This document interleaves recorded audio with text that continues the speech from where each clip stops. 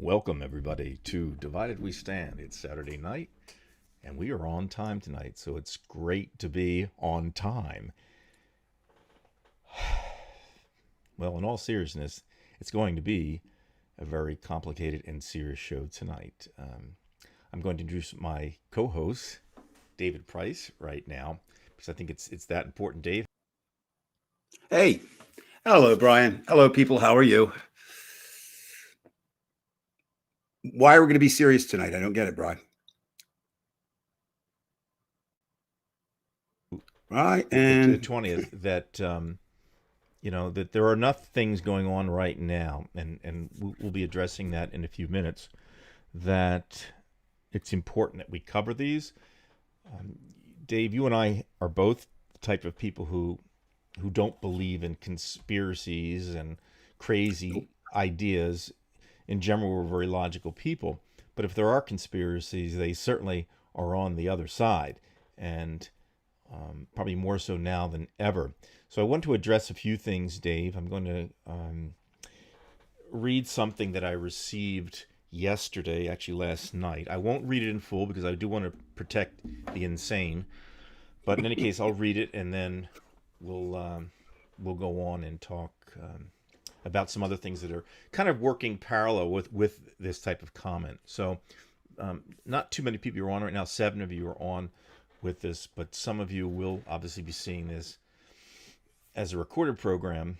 So it's going to be something I think that's important to cover right now, nonetheless. All right, so actually, I don't want to show that right now. I'll go back to the single screen here. Okay, I received this text, and again, I'm going to omit some of the things from this, but here we go. This individual said, "It may be about to go down. Be sure your pantry is full. Food supply is about to be disrupted between driver shortages and COVID.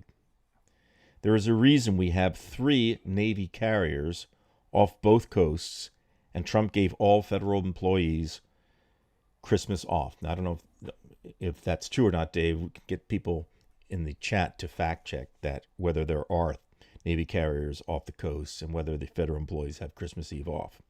It continues. Got this from a really close friend in Florida, and it goes along with what 2 other sources told me yesterday from a really good friend of mine in Florida. Basically, the same thing 2 other sources told me. There is a reason Trump gave all federal employees the 24th off. Now, then he goes into something I don't want to read right now, folks, and it's just the proper thing not to do. But he says, reason I say this is that this person just called me to say he made a call to a retired 3-letter agency employee about 45, Trump, and EO 2018. That's the executive order for martial law. Turns out his contact called a GOP senator and a close associate of Roger Stone. Bottom line is what you have and I have been conversing about. By the way, it's not between me and this individual. It's somebody else. So I'm protecting them. Is coming true, and that is in caps. And based on what this contact said, it's going to get ugly. The 24th is when all things will get rolling. Since he didn't invoke the Foreign Interference Act today, it appears hell will break loose next Thursday. The day he gave feds the day off, the day Barr resigns. This is far from over. Our pantry is full now. We have 30 gallons of gas. Both vehicles are full. We can go 2 months and never leave home if need be. Okay, now, I'm not close with this person at all. I don't have anything really to do with this person. I know who the person is, and the person is a Trumper. But, Dave, and I'm going to ask your comment in a second here as we start talking about this. There is a report today, and this is on CNN. This is not from hearsay from a friend of a friend. Although that text is legitimately a text that I received. There was a heated Oval Office meeting, included talk of special counsel, martial law as Trump advisors clash, and then it got crazier. I'm not going to read the article here, folks. You can find this for yourself, but apparently there was banter about going into the voting machines and all kinds of conspiracies about that, and then martial law, which again kind of relates to what I was talking about when I read that message text, which ordinarily I wouldn't think twice about. But because I'm seeing these other things, and I'm not trying to promote any conspiracies, Dave, but it does get me nervous. And you yourself have recently said you can't be sure that he won't try to pull some. So I'm going to let you make some comments about this, Dave, because I need somebody to, whether reassure me or not, I don't know, but I think it's important that we get your opinion about this. Okay, so I'm just going to switch, and there you go, Dave. Well, if I could, I would talk what I knew tonight, but I don't know much. All right. None of us know much. I'm not even sure the people close to Trump know much. I'm not sure Donald Trump knows much. Okay. So you really just have to look at what's out there and try to sort it out. Now, a couple of things, Brian, I think it's important that we point out. This person, the person who wrote the email, gave the date of December 24th, correct? I can't hear you, Brian.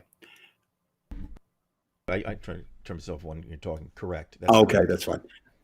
December 24th. All right, so that's Christmas Eve, right? Sounds like it, yes, obviously, yeah. Okay. Well, that was made a while ago, I think last week at some point. And what happens when you're in a period like this, Brian, where nothing makes sense? You try to grab, I don't want to say grab at straws, but wow, what was up? Well, what's up with that? Donald Trump. I mean, if you're going to cast Donald Trump in a Christmas pageant, you're not going to make him the angel, or you're not going to make him the wise men. You're going to try to do Christmas Carol, and he's going to be Scrooge, or you're going to do Grinch. I mean, so where did he get his Christmas spirit from?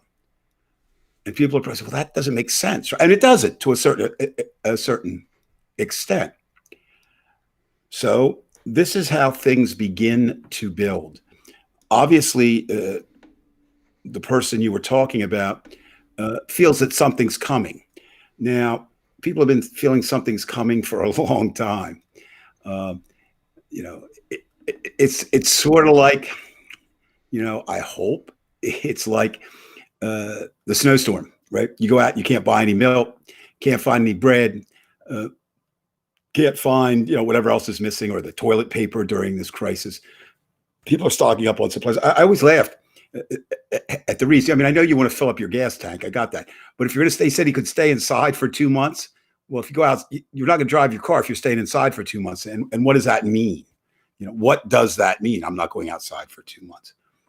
The other thing is, again, we'll know on the 24th if this gentleman, I assume it was a gentleman, is right. But I'm always a little skeptical of people who aren't reporters, who use the word sources. My sources told me, my sources told me. Source is really reserved kind of for people in the journalism business. And what a source is somebody who will tell you the truth, or their version of the truth, but wants their name protected, or doesn't want to come across that way. Now, you've got right now someone in the White House who should never have gotten there in the first place, but did, who is not used to losing before, Brian, and it may well be true. In his world, in Donald Trump's world, he may never have lost before. He certainly doesn't feel that bankruptcy is a loss, right? I'm sure, given this buildup that he got with his followers, well, how did they let me down? And I've heard some remarks that I find fascinating behind his mindset. He actually said, apparently, well, how could I get the second most votes in the history of America and lose? Well, that's because your opponent got the most votes. Right. Okay, very simple. That's like saying, I scored nine touchdowns. How do we lose? Well, the other team scored 10. Right, and there's a greater population, and people are motivated to vote. So look, he's I still am going to put my money on, if I were betting. I want to talk about that betting a little bit later too. But if I were betting, I would still bet that this is all part of the ongoing con. But what makes me hedge that bet just a little bit is some of the remarks don't make a whole lot of sense. For example, if he's just trying to throw people off, originally the thought was, oh, they're going to drag him out. Then remember, he came out and said, oh no, I'll leave, right?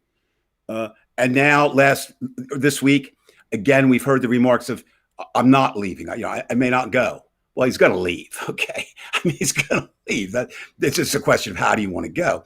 And I suppose for him, it'll be a photo op. Does he walk out on his own, or does he be carried out and get more of the martyr complex? So that's that side of it. The thing, of course, the more, I guess, disconcerting would be the reports in CNN. I know people don't believe that, but CNN is a reliable news organization. They really are. I mean, they get a few things wrong, Absolutely. but again, and I always stress this, and I think it's important for people to understand. When I was a reporter, I was only as accurate as my sources were. And I don't mean my unnamed sources. I'm telling if I talked to you, Brian, and you said you were married to the Jolly Green Giant, and I believed you, and I felt it was important to print, I would print that. Well, I know that you're not, so that's kind of a ridiculous thing, but it's that kind of idea.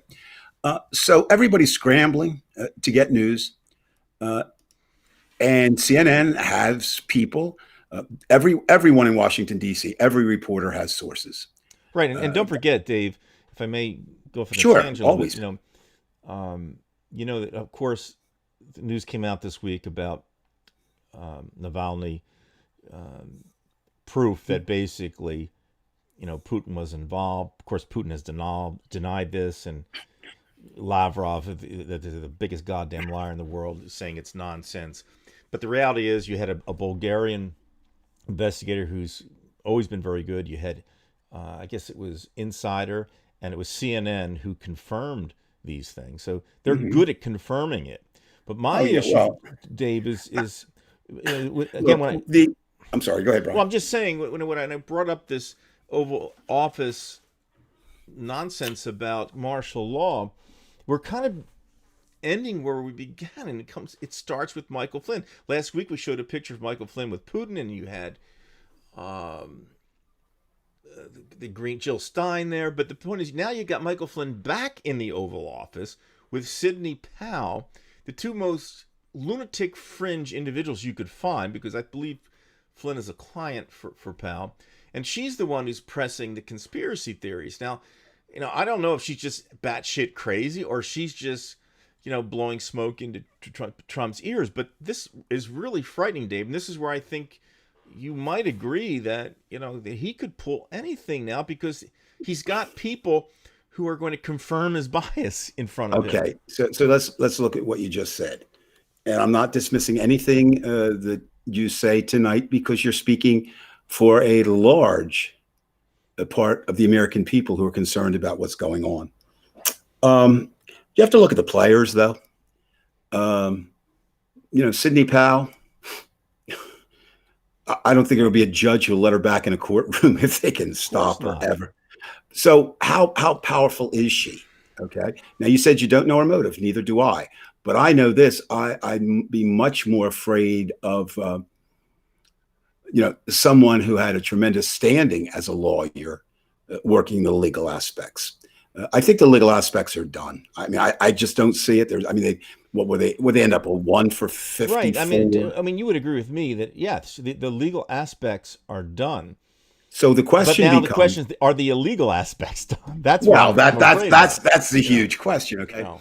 So I do hope. I could do it, I guess, but I want to focus on this tonight. So if anyone's out there. The one point that I would like to, you mentioned it, Brian, but I think it'd be great if somebody out there has access to, iPad or their phone or computer. I mean, we could do it, but just check on that if there's a way to find out. The three Navy carriers. Yeah, because what happens is a lot of times, first of all, somebody says something and, goes, or I don't know enough about the military to know, again, would they come? Well, there is something here, Dave, that I found. Can you still hear me? All right. I'm echoing, Brian. Sorry, you're okay now. Okay. We went to a scene that I hadn't gone to. Right, so this one here, there has been some commentary on Facebook about the EO 2018, which gives them the order to impose martial law, and they're fact checked. It says no, a 2018 executive order doesn't allow Trump to unilaterally impose No, I martial mean law, that would make now according there to has six scholars. Okay. well, this is part of what is, I guess, my favorite word tonight will be disconcerting. I've already said it once. I'm going to say it again. Uh, you have someone who either doesn't understand how it works in the White House, or doesn't care to understand, or understands and doesn't care to follow it. I could see Trump very easily saying, "I'm the president. I can declare martial law." Well, there you've got your scholars saying no. Now, scholars saying no means there'd have to be a legal battle, right? But this is the kind of thing that has to happen immediately. So if he declares martial law, if he were to do that, somebody has to follow it. I mean, he can declare tomorrow that the sun's blue. Well, But let's follow that line okay, of so thought, who's Dave. gonna Okay, who's okay. gonna Now come out? you've mentioned, first of all, if you're talking about martial law, you're talking about the military. That's number one. Okay, Correct. and you've quite forcefully and logically explained how it seems that most people within the military, most, not all, but most of the high command doesn't have a great respect for Trump. Now, we briefly spoke about this for maybe 2 minutes on the phone prior to coming on. Right. And I would agree with you. I would think most of the sensible people within the military would be against that. Not only for the reason that it's just absolutely insane, but it's I think it's a bad thing for the military in terms of they leave themselves vulnerable, because if you pull martial law, you're going to lose every single minority recruit. You're going to lose every single intelligent white liberal that would be involved in it. You'll lose everybody. You cannot fight a war aside from having nuclear weapons. You're essentially in the same position that Putin will be in, with having a nuclear Right. arsenal, not so much a great standing army. But that's where I wonder. I mean, but Well, who would why? But the other thing Flynn, would I'm just thinking about Flynn being there. That's what worries me, because he well, seems like the type of guy, because he is so slick, so slippery, that he would excuse me. try to start making contacts. And again, don't forget, he has unloaded some of the folks who were within the. I guess you talked about the business aspect of the Pentagon. Yeah, he's got people, but see, again, just They so can people still cause understand. trouble, though, can't they? Oh, yeah, absolutely. Basically, you know, uh, well, okay. You always have to go back and the Constitution, why things happen. And you say, well, don't go back. Well, you have to. That's where it begins. When America was established, there were many things that America feared. America being the founding fathers, and one of the big things was someone having ultimate control, i.e., a king, and another was a standing army. They really didn't want one, because that was the idea. They've seen how that works. So there are protections there, and one of the things they did, very much as they try to set up these checks and balances, was to make sure that you had some civilians dispersed throughout positions in the military, but they're not field commanders. There's no that to be a field commander, to command troops, you have to be military. In usually a general, and working their way up. So the first question on martial law is, who is the enemy? Okay. Now, if you remember in Vietnam, one of the problems our troops had there was a North Vietnamese looked no different than a South Vietnamese. Arvin looked the same as didn't know who's there. Well, Americans, I'm anti-Trump. I believe I was born anti-Trump. I know I will die anti-Trump. But if I put on a MAGA hat, how are they going to tell that I'm anti-Trump? Right. Who's going to be the enemy? They would Is it assume going that to you be were a the? Trumper, quite frankly. Pardon me. I think most people would assume you were if you wore the hat. I mean, Well, you know, that's the way it I works. I mean, mean, you don't that's have the that's liberal no, no, profile, right? no, no, no, no. That's the identity. I mean, that's the marking, right? I mean, if you want to be a Trumper, you put on the red MAGA hat. So maybe we'll just all walk around with. I don't know, but in all, just the mere fact that two things are happening.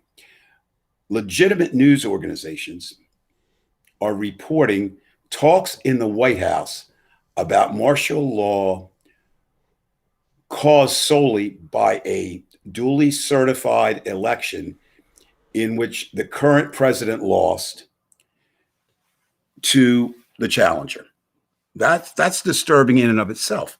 The other is that the fact that we can't sit here and dismiss it as rational, logical thinking people is also troublesome. My mantra now, and it's been for a while, I try not to change. I mean, you got to change as a human being and grow and evolve. But, kind of with this election, I said, okay, here's what I could see happening. Trump will go. He did. Again, I always have to admit that the fact that I disappeared bothers me. But another thing is that I still am amazed that, 74 million, give or take, people voted for Donald Trump. That's amazing. So you're still going to have those enablers from McConnell on down. You're going to lose Trump. You're going to lose the appointees that he has that Biden can replace. But you're still going to have, these Republicans, who I've refused to call Republicans. I call Trump publicans. And Trump publicans fall in two categories. One who really believe Trump, or at least appear to. The others are willing to use him and go to any extent because they're terrified of losing their position. So it doesn't matter. They're obviously putting themselves ahead of the United States of America, which is not what an elected official at a national level is supposed to do. But yeah, you've got Flynn there. You've got Roger Stone. We know that we know that a couple of things. One is they weren't good people when they started. I'm just going to throw some comments. Yeah, and we'll pick up. I want to try to get that. I mean, I've been really poor at this, trying to get the comments. I agree. As we speak, and I'll look at them, and we'll keep. So just keep watching them as they come up. Yeah, now. Also, we have to look at Trump's previous MO, which I knew. When I say I knew, I followed Trump loosely when he was a businessman. I knew, anybody who lived in Jersey, especially if you lived in South Jersey, or anyone who lived in New York City, knew that he was a horrible, horrible, horrible businessman. But he's always been very good at being a con man. I'll give him that. And the other thing is the way he often gets out of things is he throws another diversion out, right? So the biggest news of the week, maybe of the year after the election, right, is the Russian hacking. Absolutely. Now, so we'll talk about that later in some depth in the show. But right now, is all this kind of a cover so that tonight everybody's worried about martial law and not the Russian hacking? It could be that. Flynn and Stone do owe something to Donald Trump. All right. They did get pardons from him. But there's a question and they were of foreign agents for Russia and for Turkey too. Well, we certainly. I mean, essentially, both of them were Trump. I think if you have to find some humor even in the gravest situations, and Trump just when he said, we hire the best people. My God, I could have scoured the country and not found worse people. I could have gone out. I could have gone out and grabbed 25 people and appointed them. And they would have been better than any of the people that he did. Hey, Vegematic. So what happens?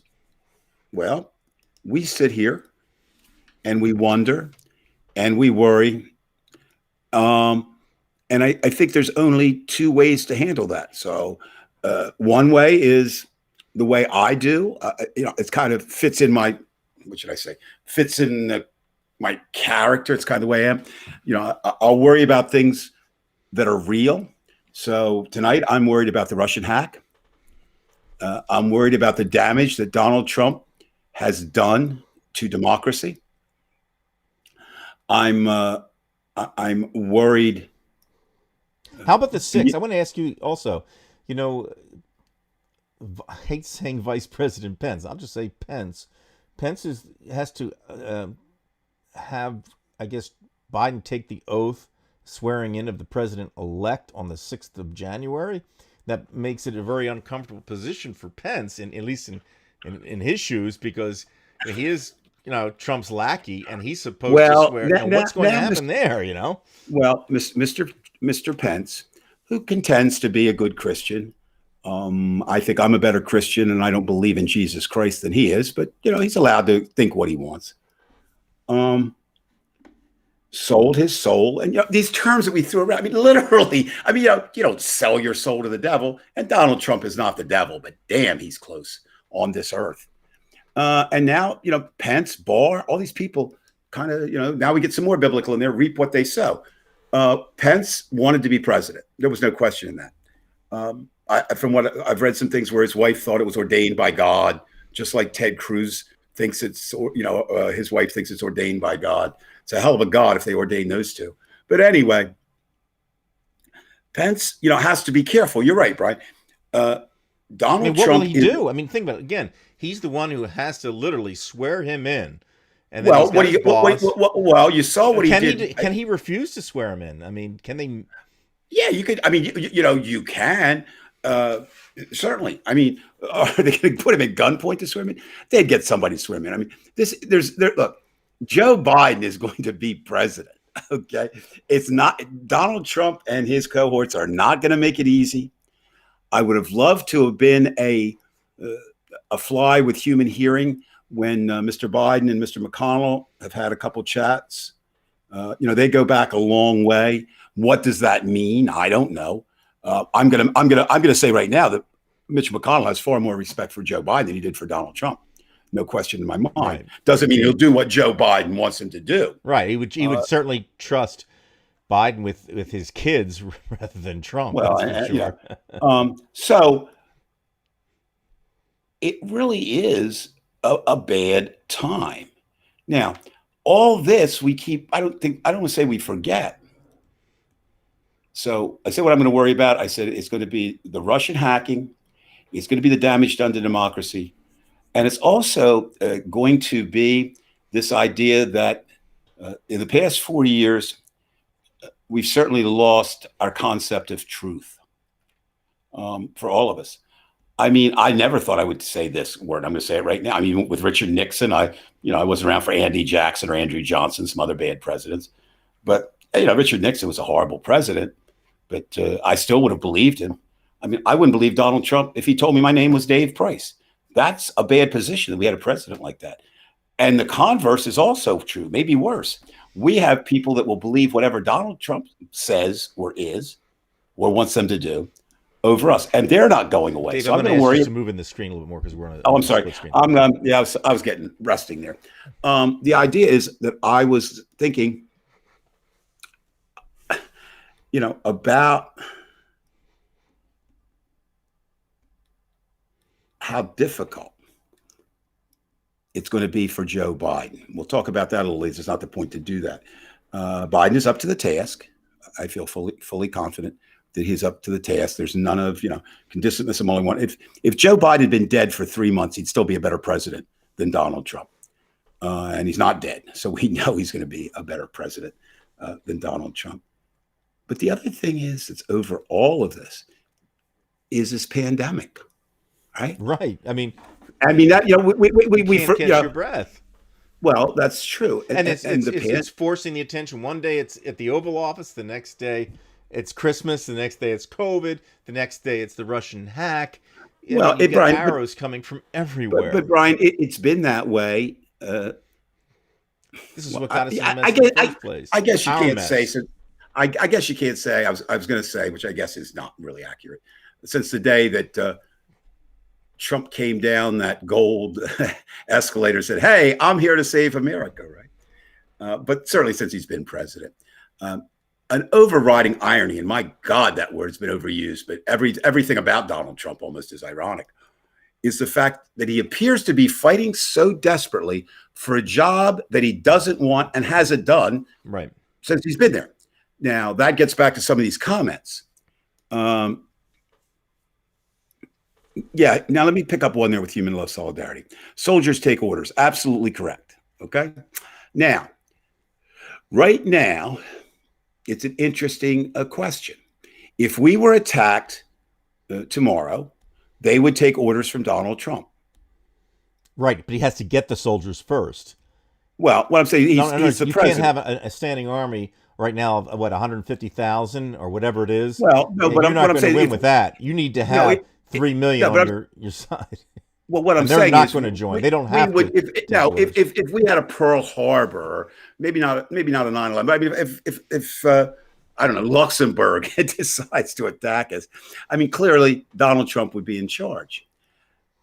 But another Well, hold key on. Somebody just factor. made a comment here. I don't know who this is, folks. If Let's see you what it are is. commenting from Facebook, please make sure you put your I would name agree, so we can. Vegematic, Okay. and I'm going to take Vegematic. I'm going to up him one. We're playing poker here. Trained seal, absolutely. Untrained seal would be still better. You don't even have to train the seal. But so what we've never had a president like Donald Trump. We certainly have never had a president like Donald Trump in a time when 300,000 people have died. And I will lay a large portion of those deaths at his doorstep. He is responsible. Soldiers don't take illegal orders. That's That's Russ. absolutely. You know Russ Weber. Yeah. That's Russ. No, I mean, I think the question becomes right now, if you have I mean, this is really interesting. Interesting is the wrong word. I think I know how I found, but that's the word I grabbed. You have a residential president right now who is, if he's not insane, he's certainly appears to be. I do not think he is, but certainly you could make that argument. And you've got an incoming president who'll be here in a little bit more than a month, right? A few days more than a month. Well, so who ostensibly okay. he'll be here. Trust me. There's no doubt in my mind. So who do you listen? follow? You promise me if it doesn't happen, then you will have video of you going out up to the White House and taking care of business yourself.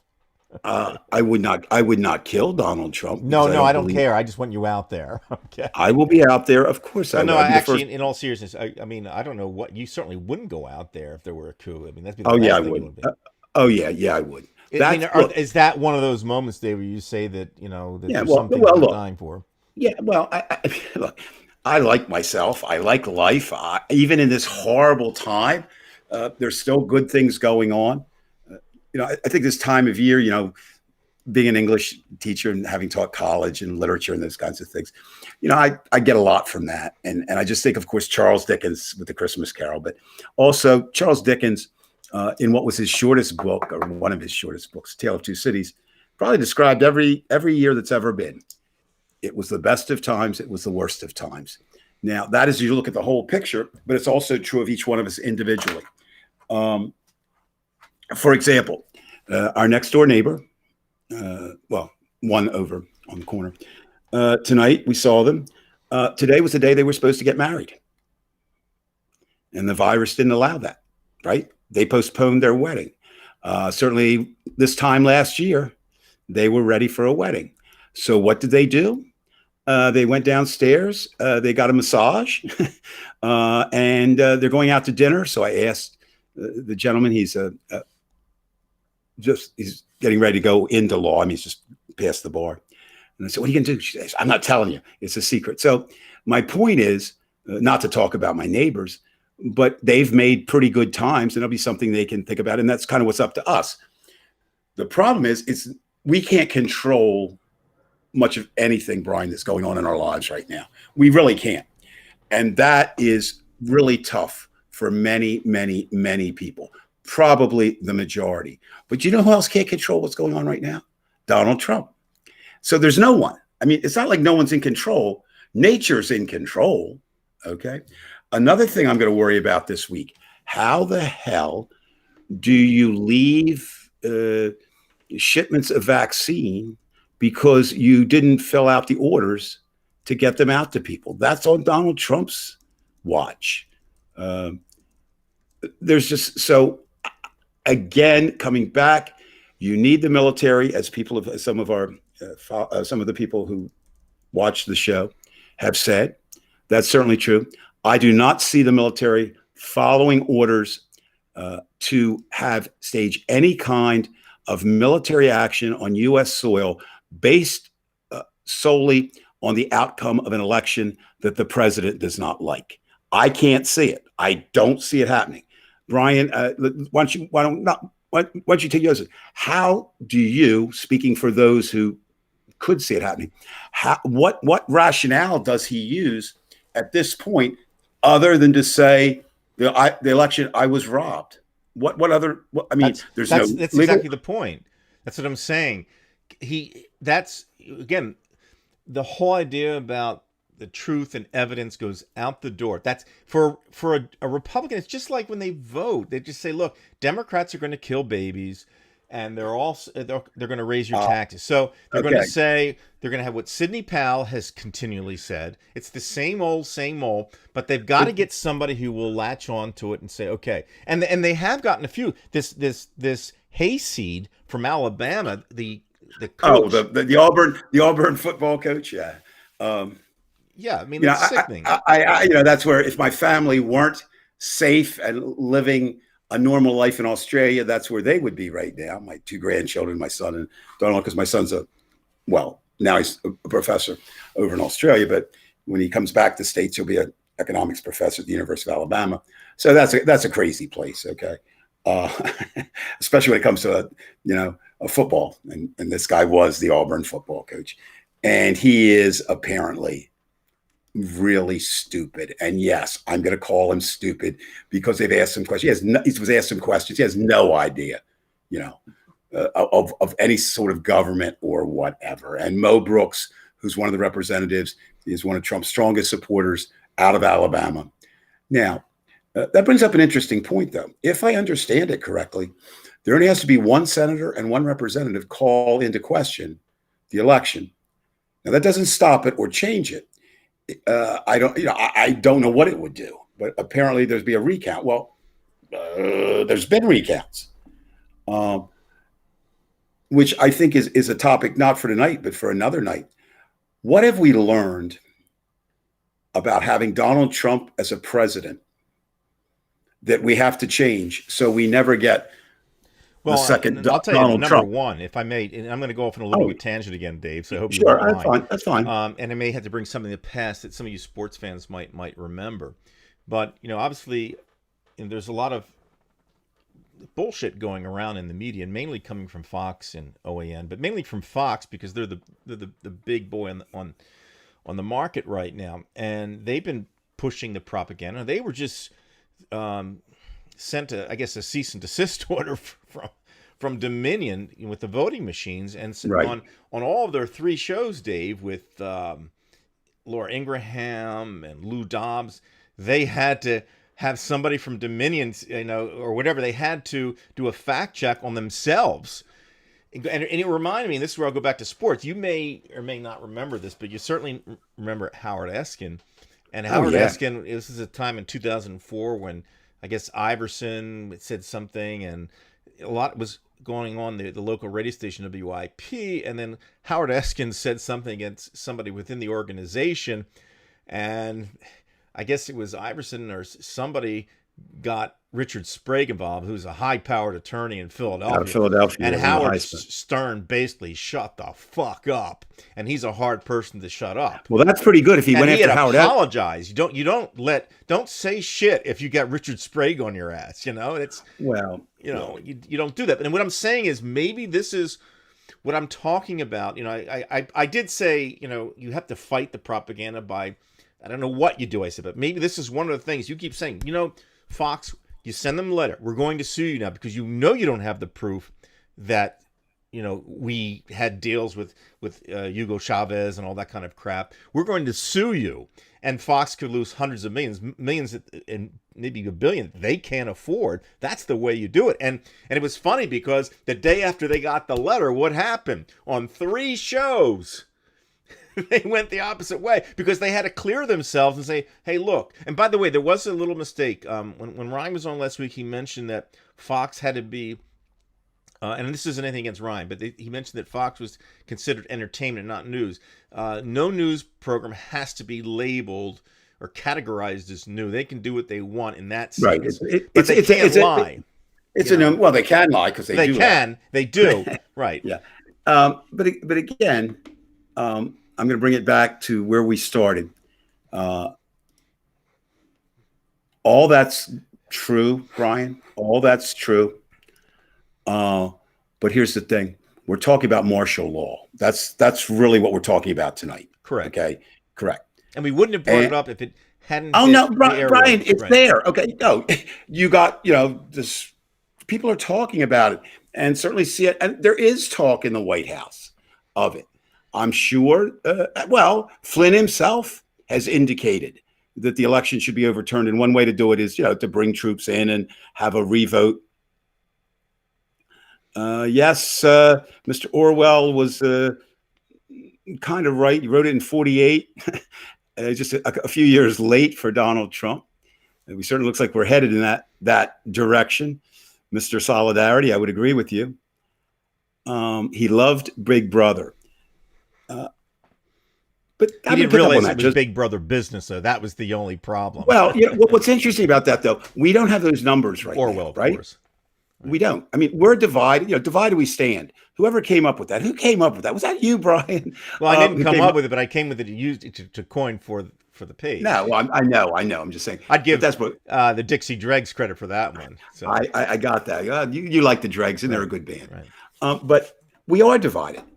And Brian, there's no way anybody tonight, if you really want to waste a Christmas wish, say, I hope America on January 20th could be less divided than it is on Christmas Eve, whether we're going to martial law or not. It's not going to happen. This was a long time coming. Now, you said before, one thing I'll take a little issue with it. I mean, you weren't saying that, but you're talking about Republicans. Again, I think we really have to split them into two categories: Trump-publicans and Republicans. Republicans are those that believe in conservative principles, right, as established over a period of time, from say. And by the way, I should I'm going to interrupt you, as I shouldn't do, but as I've said, and I forgot my own comment last week, that I don't want to call them Republicans anymore. I would like to just say what they are. They're fascists. So to me, they're the Fascist Party of America. That party we're talking about. That you can call them whatever you want, right? But there were people that were there who did vote for Trump in 2016, and not only didn't vote, but are leaving the party. There's the mayor in Dodge City in Kansas, Republican woman. She got death threats. She's done. The Democrats have really gotten a great helper in Steve Schmidt. We should probably show that before the end of the show. You got Steve Schmidt coming over. The numbers are there. Romney, I mean, I don't want to give Romney the Hero of 2020 award, but he's being more outspoken now. And he will probably vote with the Democrats. And you're starting to see that movement where people are actually leaving the party, leaving the Republican Party. That still leaves a lot of people. And then you're talking about Fox and they're drumming up business. I'm going to guess, and somebody out there check me on this, because I agree, Emily, they wouldn't. But the idea would be this, Brian. I'd love to know, and it's out there. I've actually read it before, but it changed, so I don't want to misquote it. The average age of a Fox viewer, it's got to be in their 60s, I would assume. To match the right low 60s, right? Last I knew, they're not the best fighters. So, I mean, they can support Trump all they want. The Proud Boys can go and wear their stupid they're still dangerous.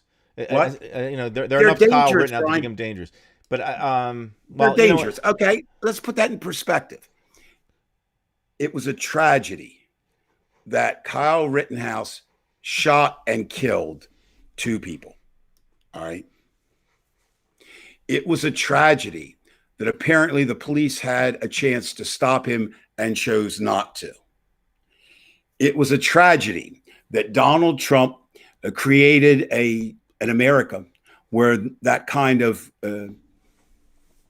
behavior is acceptable and even rewarded. It is a tragedy that my pillow guy doesn't put a pillowcase on his head tonight instead of sleeping on one of his pillows, and posts a large portion of the $1 million bail to get Kyle Rittenhouse out. Having said that, Kyle Rittenhouse killed 2 people. To take over a country, you got to kill a lot more than 2 people. Now, it's one thing to battle on the streets like last week, the Proud Boys, and I have no, like I said, I have to say it every time. I have no idea what they're proud for. I mean, they walked around in friggin' skirts. Nothing wrong with that if you choose to do that. But they're supposed to be, the last I knew, they're supposed to be the macho. And so they're not wearing underwear, and they pull up their skirts and they spell out "fuck Antifa." Fortunately, they spelled it right. I was amazed. I was amazed they could count the right people to put "fu" on one person's ass cheek and "ck" on the other. That's pretty easy to do. It's pretty easy to run around and just pick up. They picked up a couple couples and just messed with them. It's pretty easy to get into fights. Is really what it was. It was a street brawl. That's all. But it's another thing to take on a country, Brian. So I'm going to keep coming back to the fact it's damage. We have to be concerned about it. But I don't think it's violence of a large scale that we have to be concerned about. And if I'm wrong on Christmas Eve, I'm not just going to say I was wrong. I mean, I'll feel bad, but nobody should follow me. That's just my opinion. Well, I don't think they could certainly pull it off without the help of some elements within the military. That's another thing too. Maybe there are people like Flynn who think, okay, if we get 1/3 of the military, and that's 74 million Kyle Rittenhouses, maybe they can defeat the other half, kind of thing. Well, okay, so let's look at that for a moment. Where are they going to get their weapons from? They're going to take them from the base? No, they can't take it from the base. Well, not legally. Not legally. Well, I didn't know. I said where? I mean, seriously. I mean, that's not a joke. They're not. What they're going to get say? And listen. Depends on who's running the base too. Mr. General, I got to go Christmas shopping tonight. So can I take? And 3 of my friends are going with me. Can we take those 4 tanks over there and we'll bring them back tomorrow? It's not going to work that way, Brian. And I'm not saying you see it that way. I'm just saying what Trump has done so well as a con man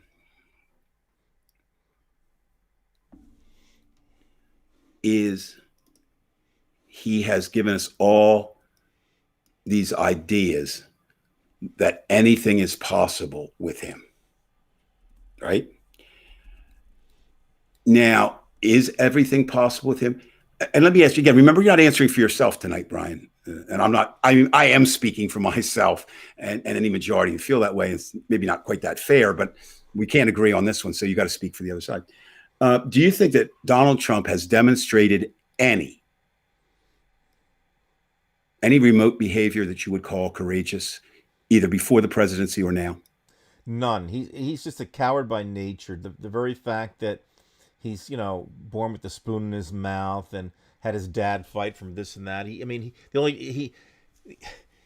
benefited from the death of somebody in his family. He benefited from deaths. He benefited from people's hardships.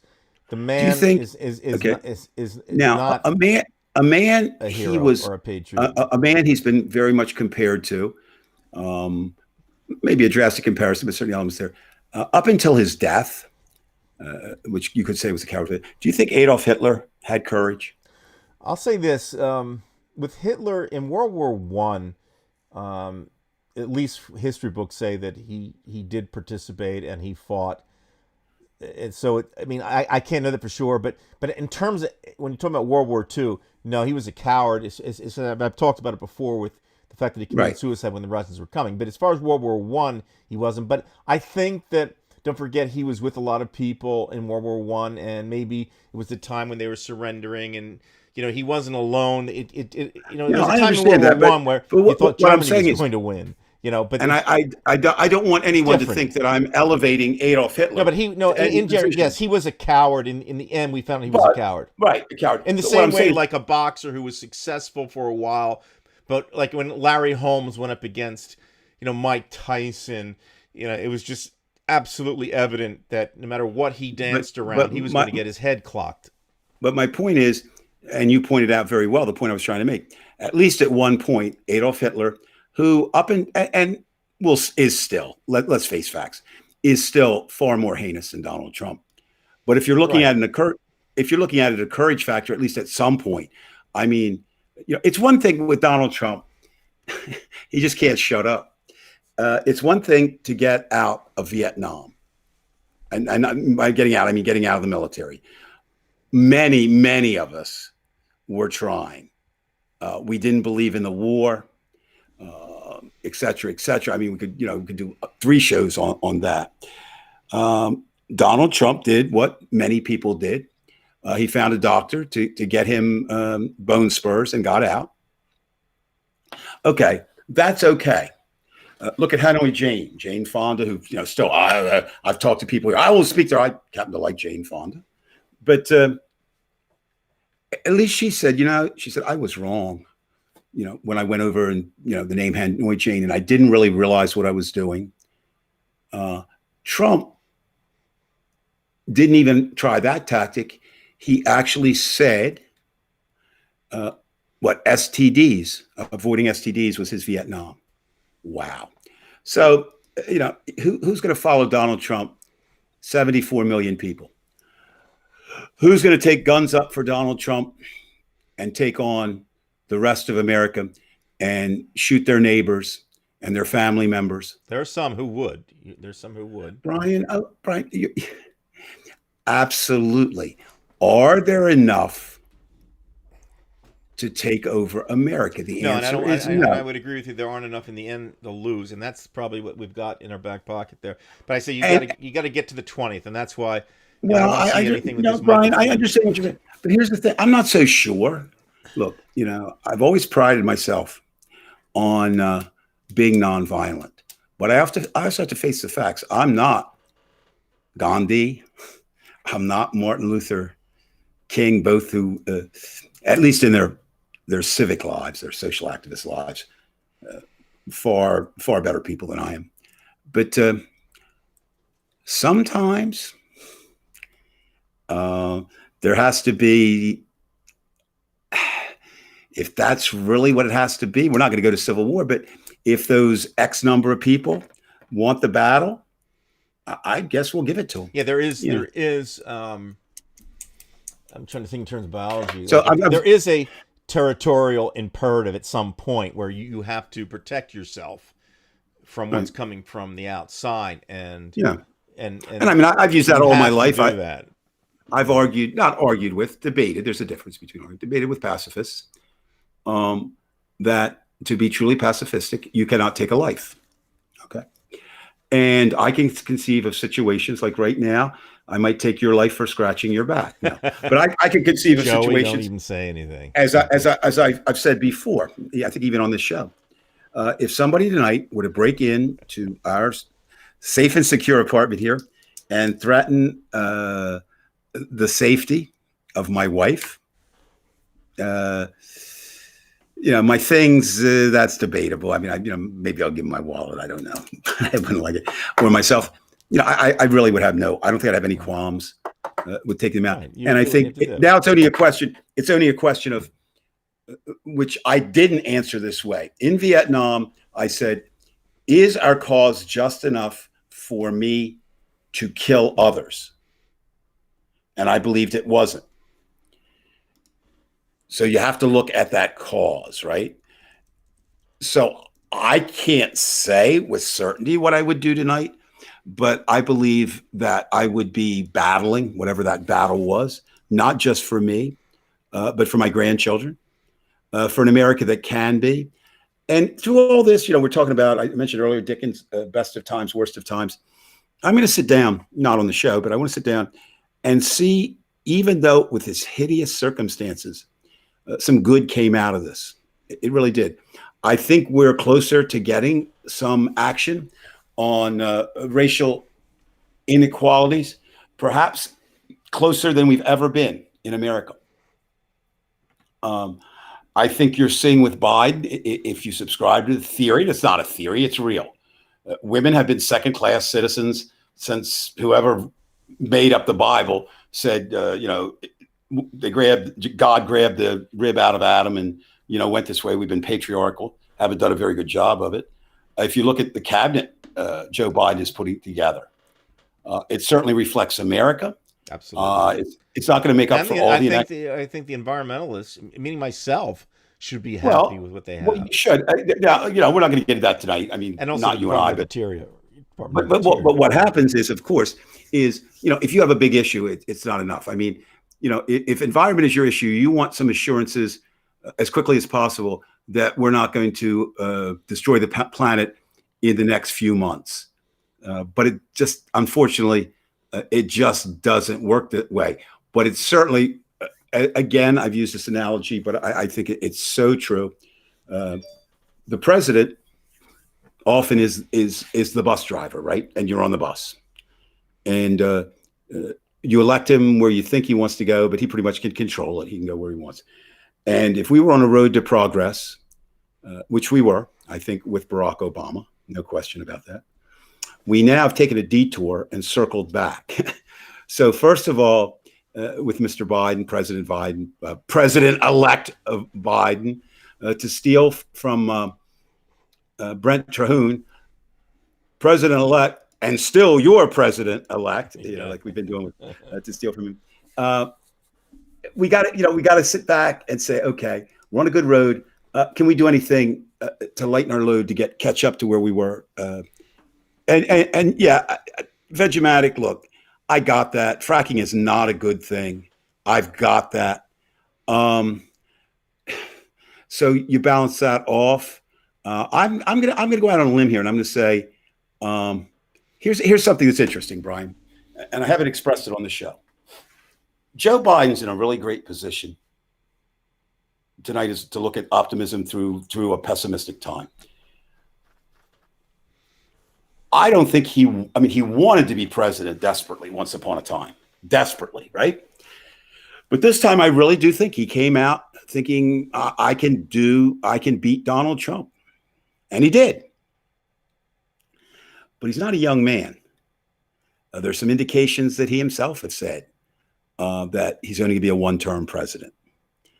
Now, if he governs that way, that can be really cool, because all the caveats and all the holds, that we get, well, we'll do that next term. We'll do that next term. If he governs as now, again, it depends on how much, the Republicans will work with him. I mean, I've got that part, but even things he proposes. So I wouldn't necessarily say anything we know about Joe Biden is, hey, Kim, I would say anything we know about Joe Biden. I mean, he's not going to step out of character. He's not going to become Donald Trump.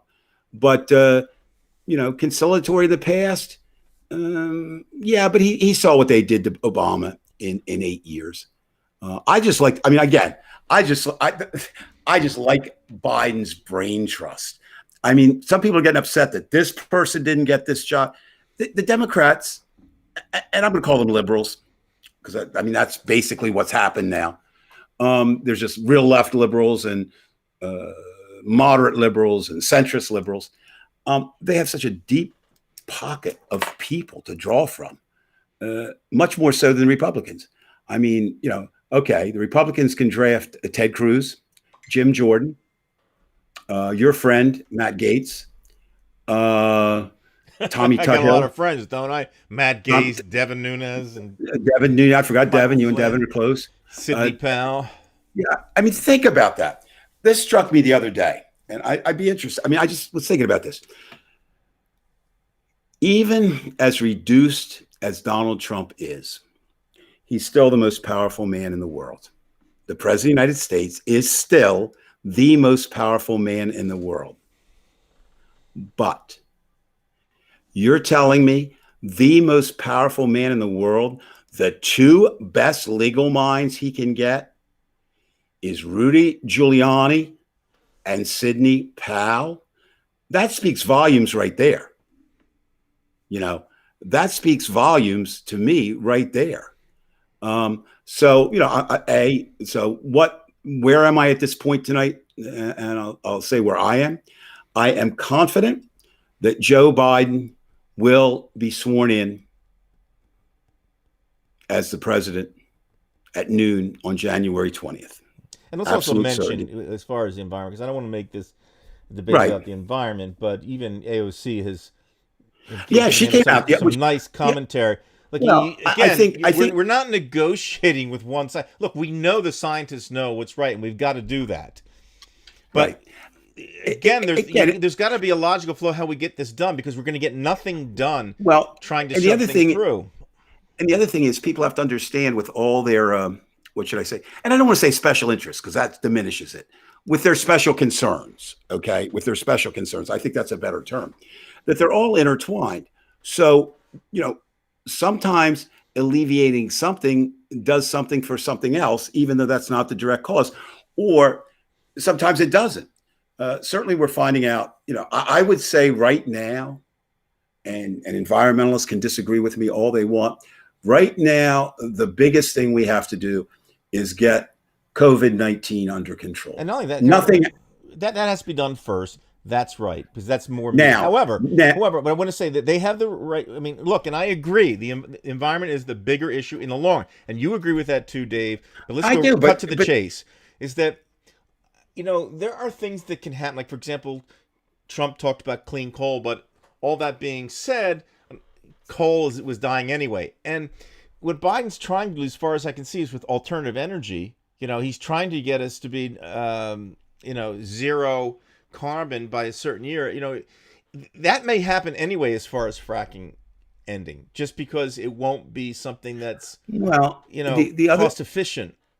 The other thing is there anyway. No, another thing I think too is, and I'm not an economist. My wife gives me $4 a month because she knows if she gives me more, I'll give it away to the homeless people on the street, because that's kind of what I think is important to do. But having said that, I think that we're not going to get out of this. The economic damage is so great without something like the New Deal, but it can't be the New Deal. Okay. And I think a logical place to look, I would begin to look at two areas, both of which are necessary. How many jobs can we make that clean up the environment? There's a lot of jobs. A lot. It could be the thing. If you make that the priority. And Al Gore was correct. It was something that, and I think Biden's buying into that. This is where the money's going to be.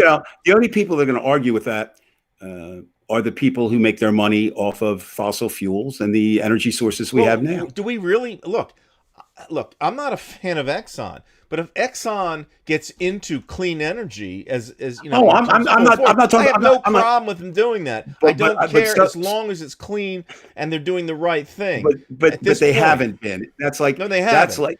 But that's they like may saying, if they see it as being cost effective. I agree. Well, that's But look, Brian. Another thing, change is hard. Change is hard for any number of reasons for most people. It's just hard. Right? It's just difficult. Yeah, I saw that, Emily. Britain is in lockdown, correct? I want to come back to that. So don't let me forget that. I want to come back to that. And let's also not forget, we do have to address the Russian hack. That. Well, we're going to get to that in a moment, yeah. But the idea of where we are now is, like I say, people don't like change. And the people most resistant to change are those who benefit from the way things are now. And the people that benefit from the way things are now are always the people at the top. They're never the people at the bottom. People at the bottom. Now, the difference is, and again, somebody check me out there because I really hate, but I'm not a reporter anymore, so I can say things that I think are correct. I think I heard this week that the 1%, the economic 1% in America controls about 80% of the wealth on the stock market. Now, that would make sense to me. I don't know if it's high, if it's not that high. So, they're fine with the way things are going, right? Now, I don't know if Jeff Bezos, I don't know him well, but I don't know. I mean, I don't think Jeff says, man, keep this coronavirus coming because it's good for us. I'm not saying they're all that cold and calculating, but certainly in terms of the way we've always done things. Another place to employ people, Brian, is in infrastructure. I mean, that's not a sexy topic. Nobody wants to talk about infrastructure, but the only thing you want to talk about is a pothole in front of your house, right? I mean, that's the infrastructure. But we've got problems. Again, travel. We're behind Europe and Asia in terms of, and that helps pollution, right? If we can get some high speed trains going or just trains going. I don't know that Americans are going to do buses because, the two things we have this false sense of freedom too much. We want our guns and we want our cars and we want our color TVs. And that's it. So I don't know about that. Brian, you want to bring up? So let's talk a little bit. Maybe we get some people involved too. Because here you about have about the Russian hack. Right. So would you agree? He stayed quiet for a few days, and he's basically said nothing. And then when he does say something, we're talking about Trump, of course. He says that he thinks there may be more of a Chinese influence with no evidence whatsoever. And then Pompeo comes out and now Pompeo does it on Mark Levin's show or something like that. This is, of course, Mike Pompeo, and he admitted that the attack was a very significant effort.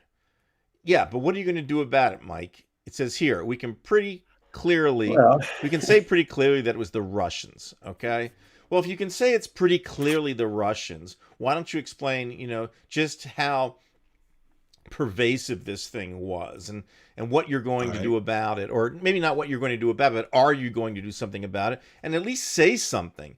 Well, he did. He doesn't. Okay. This doesn't sound like much. And again, I don't want to elevate scum to high status. All right.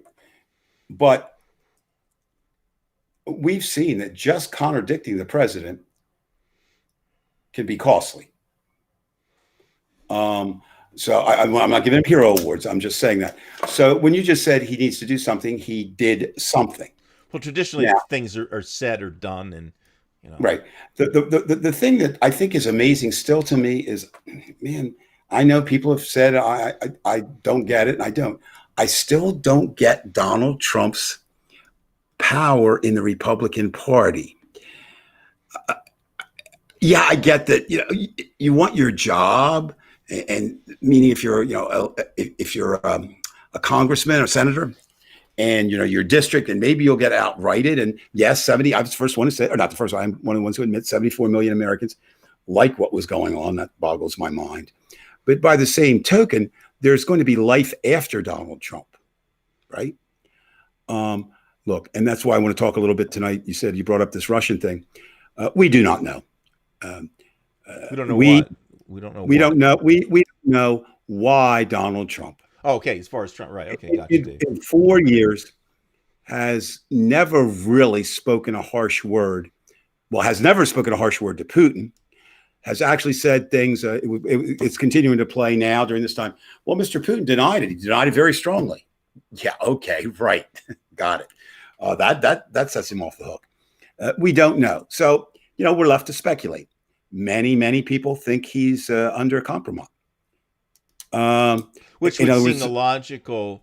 Which would appear happening. Which would appear logical. And if that is indeed true, I think. Mr. Putin lucked out. I think when he compromised Mr. Trump, it was over financial dealings before Mr. Trump ran as president. Money laundering.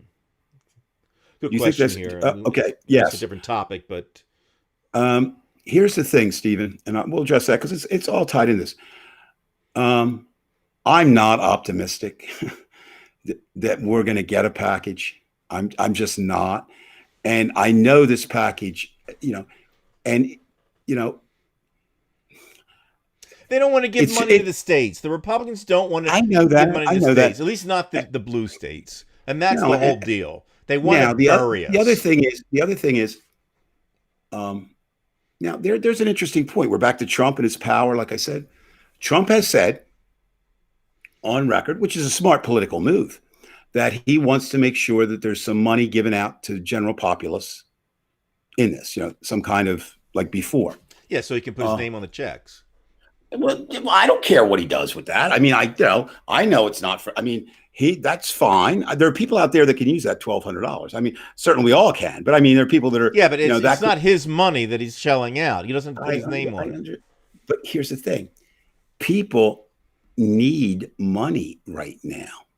Okay, those of us, and I happen to be in that very rare category who aren't the 1%, but because we're retired and our expenditures basically involve travel and things that we haven't been able to do, we're okay. By the way, this is a great question. It's very straightforward, Veg, and I'm glad you brought that up because this is what I people used to give me shit, Veg, and you know this the people we're talking about here between you and me. You've been around long enough from the old days with the Reality Report, but you know when I would bring up Russia, people always pooed any type of Russian this or Russian that. So why are so many people on the left? And I'm telling you, my experience, and Dave will give his opinion, but Dave, if you don't mind, I'm just going to quickly say, I've said this before. Go, Brian. Many of the very people that I've argued with, and Dave has argued with, and Dave would have argued with him had he been on the shows of the Reality Report, the people whom I argued with, generally, let me put your comment up there again, generally came from Republican families. Now, I'm not saying this always happens, but when you have, say, a Republican family and the kids want to get involved with something as they get older and they want to kind of break away from their parents, you know, they don't break away completely. They still have the disdain that the family had for the Democratic Party.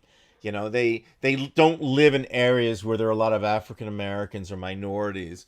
So they still have this hatred that their parents had for liberals. But now what they do is they're involved in just anything that kind of like what RT says. You know, RT kind of grabs onto the left and gets into the part of the environmental movement, actually. It gets all tied in. And they still hold this animosity toward anything the Democrats say. And one of the big things we've talked about was Russia. And Russia's constantly involved. And people used to basically say I was nuts. But I was the one. Well, fine. But I was the one in Russia 9 times. I was there during the coup.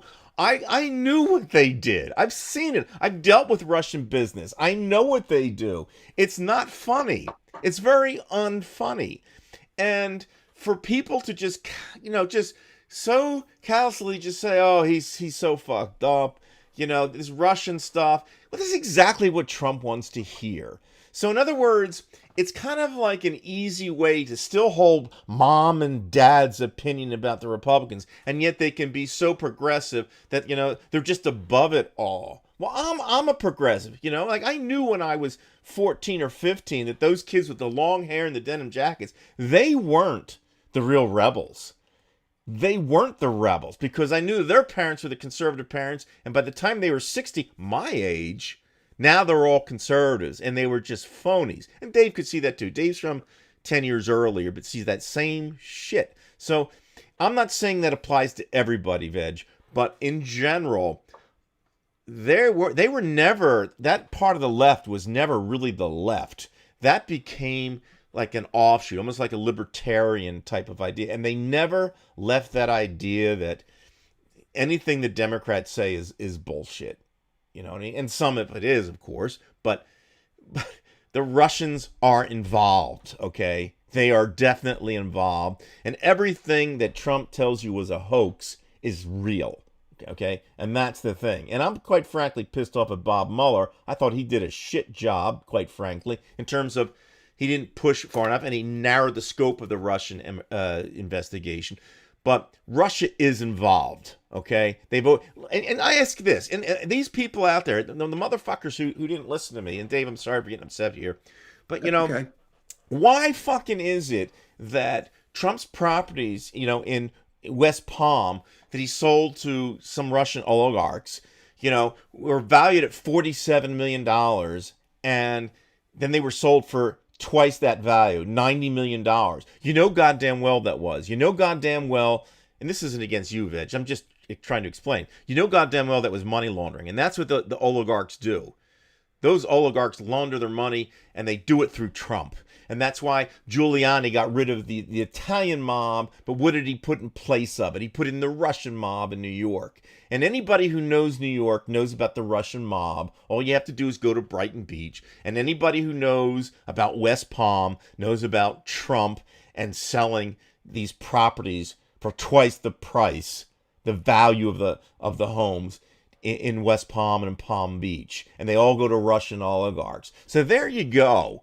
And people just don't want to believe this. Oh, but these people, they live out in the boondocks, and really what they really are neo-Republicans. They just don't want to admit that they were a Republican, or that they invest in stocks, and that they have their fucking Wells Fargo credit cards. Because they're bullshit. Because they're the same ones who talk about the climate, and they're fucking riding their F-150s around that are 20 years old. It's all fucking bullshit, and they're all fucking bullshit. Okay? A real progressive knows that you got to be pragmatic about certain things. We're not negotiating with one fucking party. It's really two parties. And that's what we have to deal with. And that's generally why a lot of the left is really not the left. They almost meet the right. Dave, you take it away and come from your angle. Okay. Sorry. No, that's fine.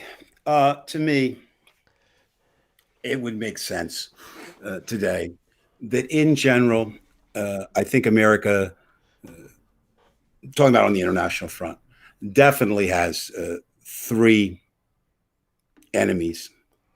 And they're enemies for different reasons. One would be China. That's the economic war, right? They have a different idea, philosophy, history, culture, background. You've got what's left of the ideological war, and that's us against Russia. And you got to remember, I mean, you know Russia very well, but Putin is KGB. Putin is old school. Now, he's been able to adopt to this new oligarch model. And so everything he fucking says is a lie. Just because we're here, we forget about him. He's a motherfucking liar, and so is Lavrov. He's a liar. We have a president who's a liar. Russia has everything that comes out of that man's mouth is a goddamn lie. He's a bullshit. Okay.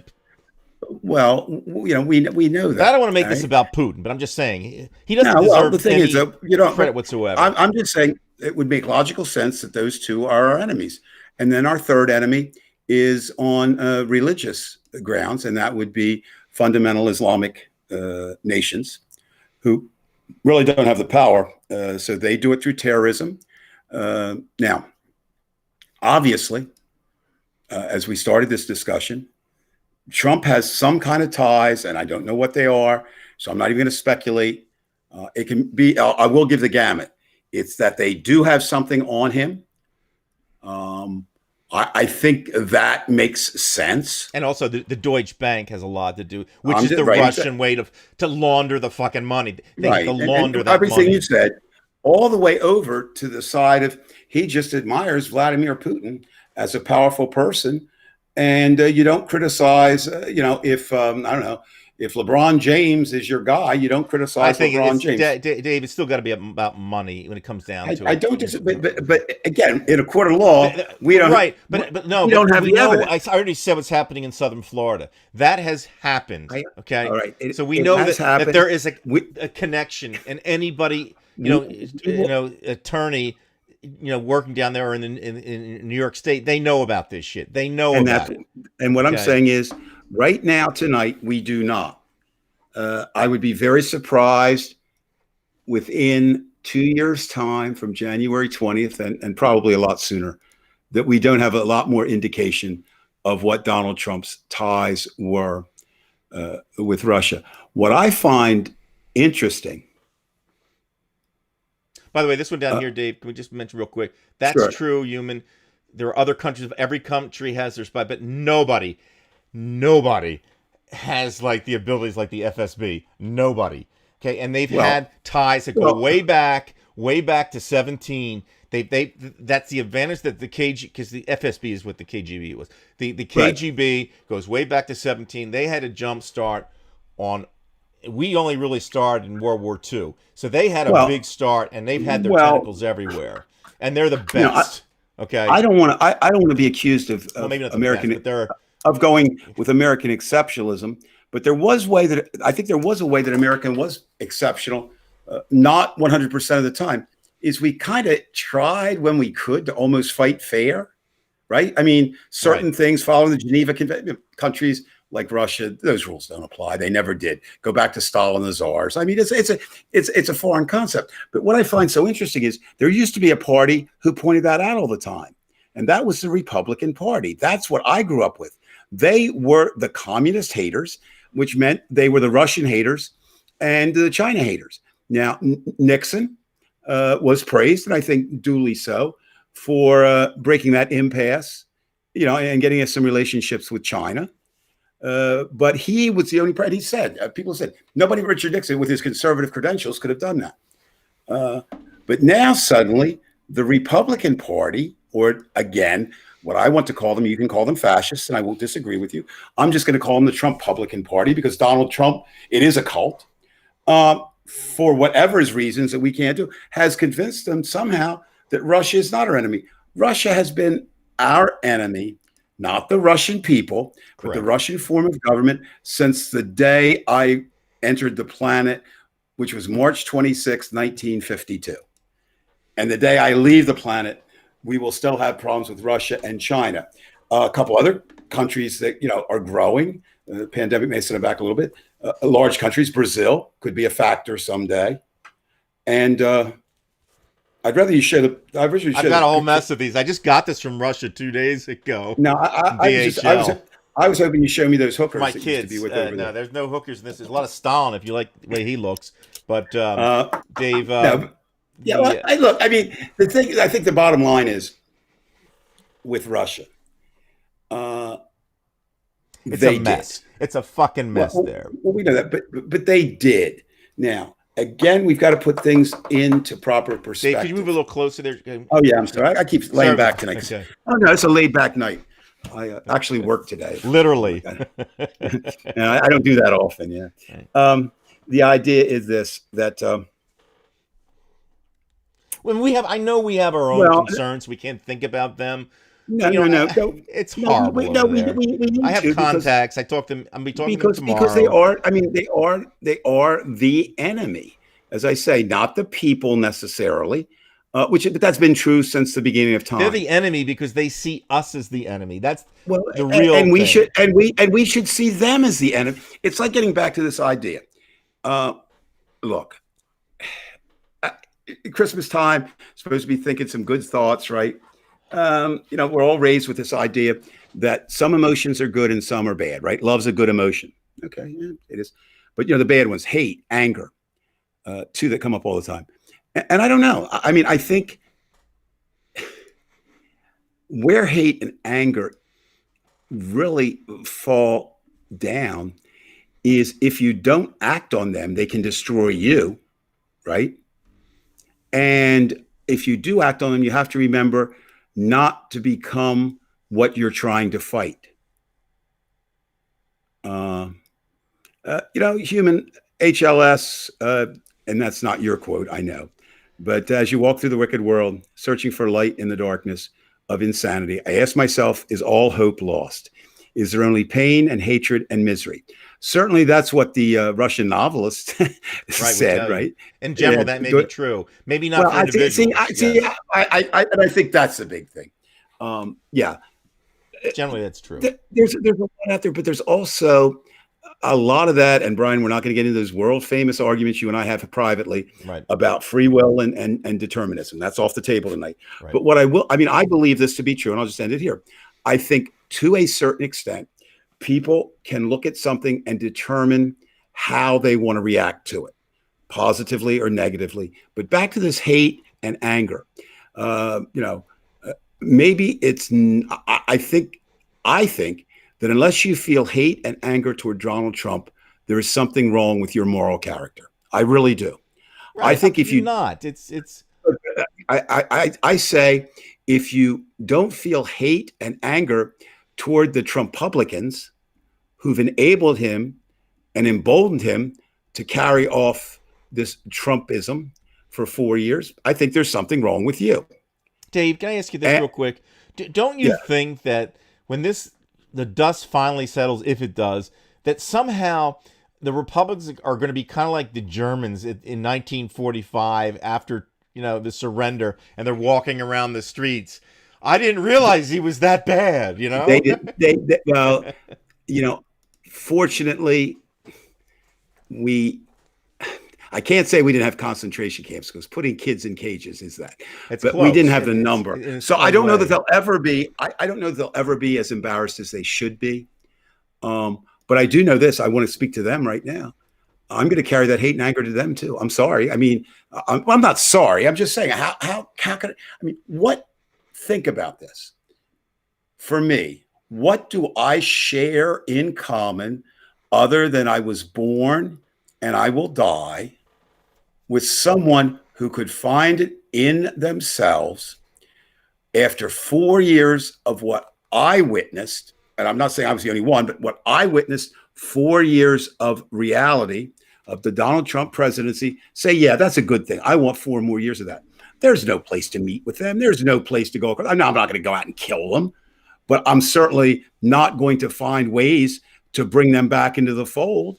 If and it's not, it's not. I mean, I've got enough people out there who feel like I do. Fortunately, there were enough to elect Joe Biden, and I think, Brian, I think we're going to have a hard enough time bringing America back after this virus and after 4 years of Trump. That the way I look at it, you either come along for the ride or you are my enemy. Again, I want to be strict. I could not kill them unless they came at me with a gun, and that's a whole different world. But I'm just saying. But I don't have to get into their shoes. I don't have to figure out what they're doing. There's a big movement, Brian. If you remember, well, you got to understand these people. I do. I understand that I don't want to understand them because they're not rational, normal, sane individuals in my idea of sanity. So, do I go into,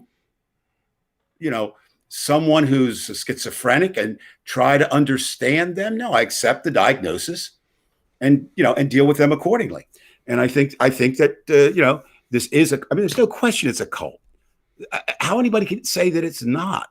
I don't see that, because the evidence from day one points to, oh, we're for them. They're Republican. Donald Trump's against them. We're against them, right? Barr now, people are against him. The John McCain. I mean, the list just grows and grows and grows. It's Kemp. How much more of a right wing? Right. He's so right wing. He's trying to he Are you stole the find, election in Georgia, and they're ready to throw him in jail. But I do have this theory, and it doesn't always hold true, but I think it might. This evil, not that piranha are evil, but evil is like the piranha fish. They eat everything else, but once there's nothing else, they'll eat each other. And I think we're beginning to see that to a certain extent. Right. Now, what happens, I don't know. And I will say that I do feel for Republicans, and notice my distinction, because what was it? They're a person without a party. They really are. They can't be. Steve Schmidt made the leap because, and what he said, I thought was very interesting. If you look at what he said, I said there's only one party in America right now that is talking American, and that's true. Right. We can, and by the way, I'm going to throw that up there for everybody to look at. I think it's a great read. I think it's probably the best post that I've seen by anybody. This is the one you posted, from Steve. Look, his first sentence. They're all great, but he ends with a bang. It begins with a bang and ends with a bang. Why don't you read, because some people might not see it. Read the first. I want to read the first and last sentence, just so you know how tremendous this guy is. Okay. First sentence, and he's talking to Marco Rubio, for all the shit, false tears he has. He says, "I'm speaking to you in a low and steady voice right now, just the way anybody would talk to an insane person." So he starts off just, you think he's going to be nice there before the first comma, and then he kills it. Okay, now then you go to the end of it. And you have to read it, folks, and read it for yourself. I don't even want to read it because I'd rather you read it for yourself. So he ends by saying, "The words of a president of the Senate once uttered on the floor of that august chamber seemed appropriate for the moment, and especially for Lil Marco. Go fuck yourself." It was just, and everything in between was great. He has destroyed Marco Rubio. There's no way he can have any retort to that. Well, He doesn't need to retort to that, Brian. He needs to get elected again. Yeah, because if you try to get But Brian, sometimes in a again, Twitter war with I Steve admire, Schmidt, you're done. I admire your political naivety, naivety, naivety, naivety. But I would, Naivete. Oh, not naivety. you got me You know, mispronouncing it. I know it's one of those You're a word bad choices. influence, Dave. I know. Naivete.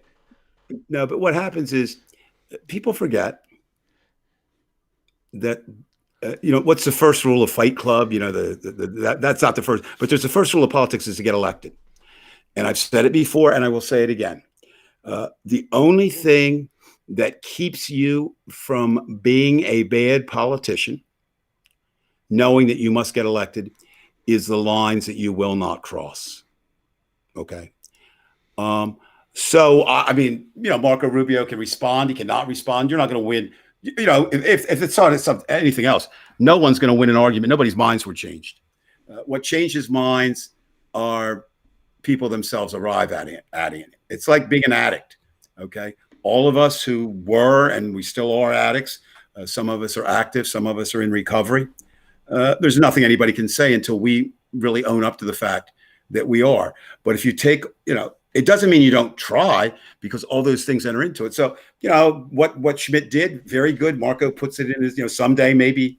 Right now, it doesn't matter, because I'm sure he feels in Florida that things are looking pretty good for Marco Rubio. That's the other thing now. It's really interesting if you are a Trumpublican who wants to seek the presidency, and there are a lot of them. Pompeo, certainly. Well, I'll just show you three guys that deserve our scorn. These motherfuckers here, they're just. You got this Cornyn. I think I hate him more than anybody now. He's a piece of shit too. I mean, any one of them is bad. But yeah, they are, and it doesn't matter. Like I said before, not wanting to justify. I don't give a shit whether they believe what they say or not. I really don't. Saying it is just as bad as believing it, and maybe worse. So none of them. And maybe again, I don't want to speak. I don't want to find optimism where none is warranted.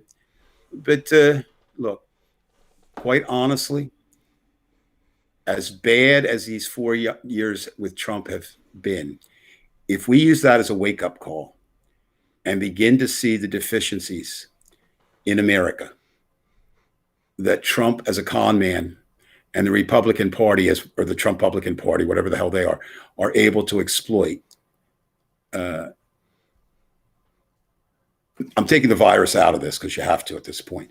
But if it, then the cost has not been that great. Really, if we can get America, I don't need to say back, because I love people say, we shouldn't go back to where we were because we weren't very good. I'm with that group. Okay. We were, it's like, yeah, when America was the best, yeah, it was the tallest pygmy, right?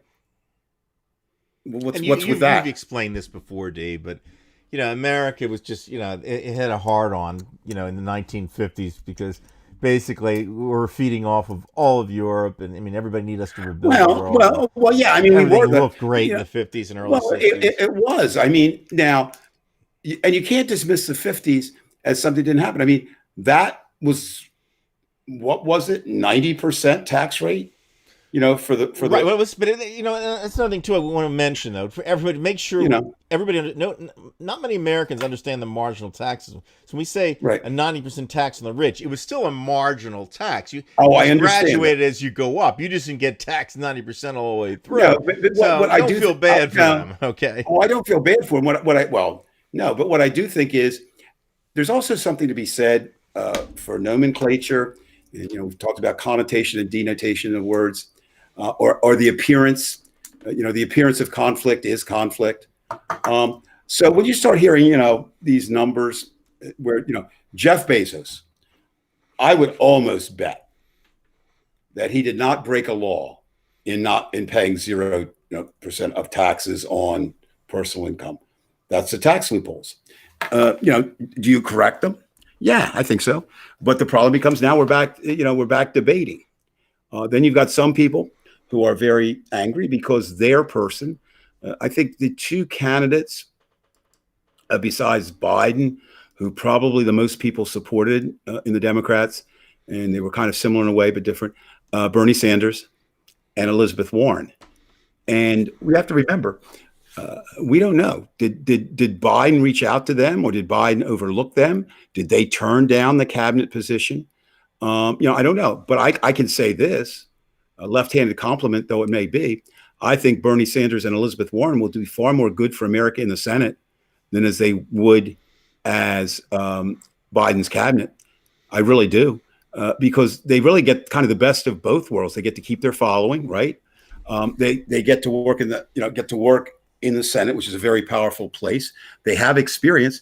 So if you were to ask me, they ran for president. No, they shouldn't be on the cabinet. They should have a say, right? As I think they will. I've always thought, we'll call her AOC because that's what everybody else calls her. But there's always a need for people like that. The outsider who comes in, right? Who sees it, and I just find that it's so interesting that stupid people dismiss people for stupid reasonings. So she's got a Hispanic name, so she can't be bright. Do you realize that she won an award when she was in high school as the best science student, in New York City? Okay, then you've got now the big battle over nomenclatures. Joe Biden is not a doctor. Yes, she is. Now we can sit here and talk about the merits of whether a doctor of education is the same as a medical doctor. But she is a doctor, but dumb people don't understand that. Right. And Trump was so, I don't want to say prophetic. He was just so on the money when he said, in fact, it was, I heard him say it in person. It wasn't the first time he said it, but the one time I wrote about one of his big rallies when I was living in Atlanta, he said, and he looked at the crowd, he said, I love dumb people. And the place goes wild. Wow. Because you pretty much, there's only two ways you can get to be in the Trump culture. Either dumb, three ways. You're either conned, you're dumb, or you're going to get something out of it. And that's the only three ways you get in. And so revenge is part of it. Race is part of it. Victimization is part of it. All those things are into it, none of which are good things. So let's make sure we kind of agree where we think we are. Not that you and I agree, but and I want to know where in the end, between now and the 20th, again, you say that he's going to be inaugurated. Do you still feel the same about the possibility of an outright coup between now and? I've never seen a coup. I did not see the possibility. I have seen one. No, I'm not. Okay.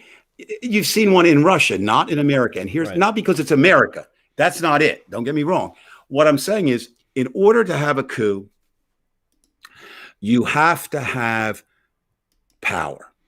Now, the president has power. I got that point. He tried a coup, if you will, in the courts. And his own judges shot him down. Right. I said that would happen, not because I'm clairvoyant or I know anything. It's just simply the place where the judges and I will disagree is, and when I talk about the judges, I'm talking about federal court, conservative judges all the way up to the Supreme Court, is on social issues, abortion, gay rights, those kinds of things that are religious, should be religious and not done in the courts, but they're not. Well, the military, I don't see that happening. Well, that's still a big thing, though. I mean, no, I don't. Okay, let's just put it this way. He is still going to attempt, in my opinion, to infiltrate the military as much as possible to get that done. Okay. And Michael Flynn is the guy. Now let me ask you something, Brian. You're not stupid. Can you pull off a coup in the military in 4 weeks? No, I don't think he can. And there you've answered your in general. No, there you've answered your own question. Now, if he was starting the presidency, right, and seeding it, it would be a lot different. Now, Anthony's, I really want to take up because I'm going to read it, Anthony, if you don't mind. I am more concerned with Trumpers continuing to protest and spread COVID over the next 4 years while Biden fights the Republican Senate on issues. Anthony, you have a right to be concerned. You should be concerned because you're talking about the reality. Again, this is not going away. This is, Trump may go away, literally and figuratively. And Vegematic, I understand that.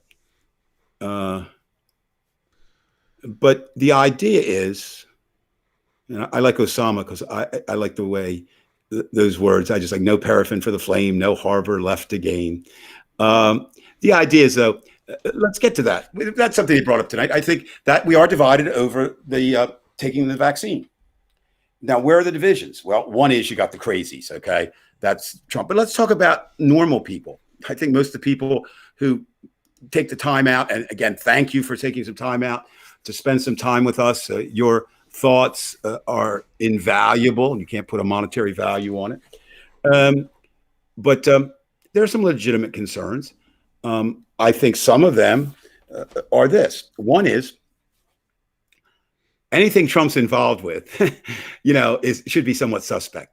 But from what I've been able to determine, he's taking credit for something that it really wasn't accomplished with the first two that are out there. I mean, he didn't force them to be out there. They did the testing. I am amazed. The two most amazing things, to me, that I just didn't see coming. Well, three. One is Brian scratching his back through the entire show. And then the two biggies. Has Joey Fulcher told you to say that? Because he keeps texting. No, I just watch. Two things are the 74 million supporters of Donald Trump. That astounds me. I'm sorry. I mean, I'm not naive. That just astounds me. And the second thing is how quickly we got this virus vaccine ready to go. Now, I'm fairly certain, and again, you have to believe in something. I don't think the large pharmaceutical companies, although they certainly are in it to make the money. I think he does.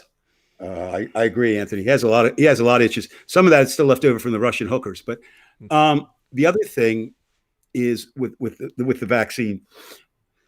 I think it was it HLS who said they worried because they have allergies. That apparently is a real concern. I think it was Veg that said that. Veg, yeah, and that's a real concern because the first two cases in England that had really adverse reactions, what they found is they had allergies. But it's like anything else in life. There is going to be some risk involved. Now, again, anybody's been following it more than I have, which would be a lot of you out there. I was a little confused at first about why, if I took it, right, if I took the vaccine, why I had to worry about other people not taking it, because the vaccine is supposed to protect me, right? That's the way vaccines work. I mean, it doesn't matter if it protects me against one or that. But people smarter than I am, and there's a whole hell of a lot of them, said, no, you're missing the point. If we don't get it under control, we can't open up, so you have no life, right? I mean, that's really what happens. So, we can walk around, but where are you going to go to a restaurant that isn't open, right? I mean, where are you going to go to a movie theater that doesn't show movies? Where are you going to travel to Australia? And that's the last point I want to make about whether you take the vaccine or not. First of all, it is a very personal issue. I can only answer for myself. I will take it the first day it's offered to me, knowing what I know now. Now, if suddenly I see people sporting 5 heads, I may change my mind, but I don't see that happening. And the reason is my number one goal for 2021, outside of to try to be a good person, is to get to see my grandchildren in Australia. And I haven't seen them. It's actually a year tomorrow since I've seen them. It's not a big deal that I can't see them, but I'd like to see them. I'd like to see them in Australia. So I will take it because that's worth any risk to me. I'm not going to get on a plane until I take it. Well, I probably would, but I shouldn't. But that's the way. I mean, now again, I think we have to understand when we say our side, when we say us, I think it's very important that we're allowed to disagree with us. And what I mean by that is I'm not going to chastise anyone. I'm not going to chastise a single person who is hesitant or doesn't take the vaccine who is against Trump. Does that make sense, Brian? In other words, I'm against people who are for Trump, Right. but I am against people on our side or their side who do not wear a mask. To me, that is unconscionable. There's no reason not to. If you don't wear a mask, stay the hell home. Now, everybody again there has to make these Wish you private could decisions. see what's going on up in Upper Deerfield. They don't like wearing masks there. Those people. Well, you know what? I hate to say this, Emily. You and I are Bridgetonians through and through, and once in a while, I go to somebody the else will get dump on. and I'm the only one wearing a goddamn mask. Well, yeah, but see, again, that's so much where we live, Brian.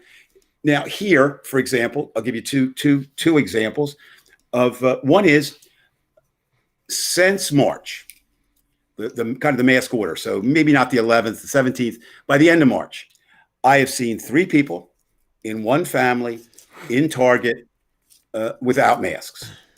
That's it. There are people outside exercising without masks. Many of them, or they're walking, but if they see you, they put it on.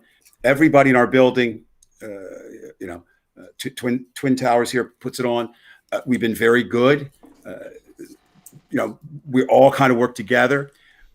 So they kind of have an informal rule: no more than 2 people on an elevator unless you're related. So they're not going to say 6 kids have to take a separate elevator. That works here. Everybody's wearing a mask pretty much. The numbers are not that high here in Northern Virginia because now it's gone to the rural areas. So it's Virginia is higher in the south, just like the Midlands. It's just like it's out the far west. It moved from the cities. I think the only two that are really doing tremendously well, though, of course, I think it was Maine and New Hampshire. There's 14 people between them in the 2 states. So a lot has to do with population. But by the same token, we live here where we can't be necessarily as careful as other people would judge us to be. A lot of our friends who don't live here kind of horrified that we take the metro. Now, I've posted a number of pictures. It's Judy and I on the metro sometimes, or just me if I go in. I've not seen the most people we've seen in a metro car would be probably a dozen spread out over the car. The average would be, if you took the zeros in there, probably about 4 people a car. Now that's because nobody's working. In DC, everybody's working from home. And unfortunately, the people that have to ride it are those who have the jobs that they have to go in for. And DC, again, as a number of other places are, Baltimore's already done it. DC closes their restaurants for 3 weeks next week.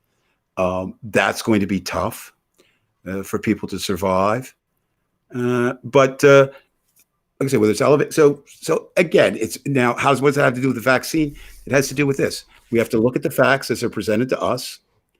And then we have to make a decision, right? For me personally, taking the vaccine is the right decision because it accomplishes what I want. For someone else, Emily, that's something I do want to comment on, though.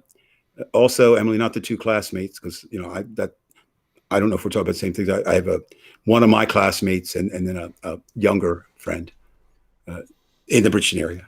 They were early on in the pandemic, both died. The last 3 people that I know personally, people don't call me up and say, "Oh, I've got COVID," but the last 3 I know personally were all teachers. One in your school, Brian, or my former school, right? One who was a former teacher there and now teaches in South Jersey, and one in Florida. And I know all 3 of them fairly well. And I'm sure they were extremely careful. They weren't. And that's part of that risk factor. Unless you're going to quarantine by yourself and never go out. You started the show with that letter where, I don't have to go out for, 2 months or whatever. And there you are. That's something else we can look at. Prisons and nursing homes, they're hotbeds for this kind of thing. You can't get out of it. I don't want to go. I know that. The other thing that we can, we need to look at, and I wish there was a better way to have Donald Trump is, what they've ordered, I think 5 executions, right? Right. Now, what is the purpose of that? I can tell you what the purpose is, because his supporters would like anybody in prison Makes to them be happy. dead. Right. Yeah, they don't care if they don't care if they had an ounce of marijuana. Um, and there you are. See, Anthony's got another, another way to do it. Now, what is a little frightening when I talked about, and this is a concern of mine, this idea of truth. If Joe Biden I think he's taking it Monday. If Joe Biden were to take the vaccine on national TV, right, or Dr. Fauci or anyone, because I don't believe that. I mean, hell, if you don't believe we landed on the moon, you're not going to believe that the shot had anything to do, So it comes down to that. Now, the other thing is, Judy and I were talking tonight at dinner. I mean, like in California, in Miami, in South Dakota, there are no hospitals. This is a hell of a time. And it's not just about COVID. It's about getting a heart attack. It's about anything you need to go to the hospital for. We only have so many nurses and doctors. They're burnt. We're asking them to do everything. And there you are, Vegematic. I don't know if you caught earlier. It's not the worst thing, but I was talking about my young neighbors. Of course, to me, everybody's young. This was supposed to be the day they were getting married, and they had to reschedule. Not the worst thing in the world. That is pretty tough. I remember in the pandemic, my son called and said, "Now listen, Pops." I said, "Yeah." He said, "Don't do the stupid, foolish things you do so often, because if you get sick, I can't come visit you, and because I can't get out of Australia, and the grandkids would be bad, would be mad." If I said, "Well, same holds to you, true too." So that's been, the isolation part. Yeah, I can't imagine what that's like, but we've never been in a pandemic. The other thing I'll be glad for is someday when I don't have to think about Trump about everything. So I want to say this tonight. It's just interesting. I'm not a huge Stephen King fan. I respect what he's done, but his book, The Stand, if I were to go to a desert island and I could only take one book, as weird as this sounds, maybe to people, I would either take the Bible, just because it would be interesting to study. Again, it's something I've read a number of times, not that I believe in it, but it has good stories, and kind of I could argue with people in my mind there. Or the other would be The Stand, simply because of its size. It's 1,300 pages in the second versions.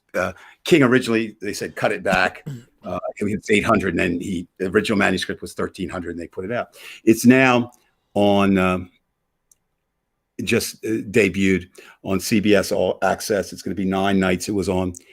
Now, it's interesting because a lot of people are saying it shouldn't be on now because, of course, it starts with a pandemic. Those who haven't read it, I don't want to give it away, but it's a pandemic released by the military inadvertently.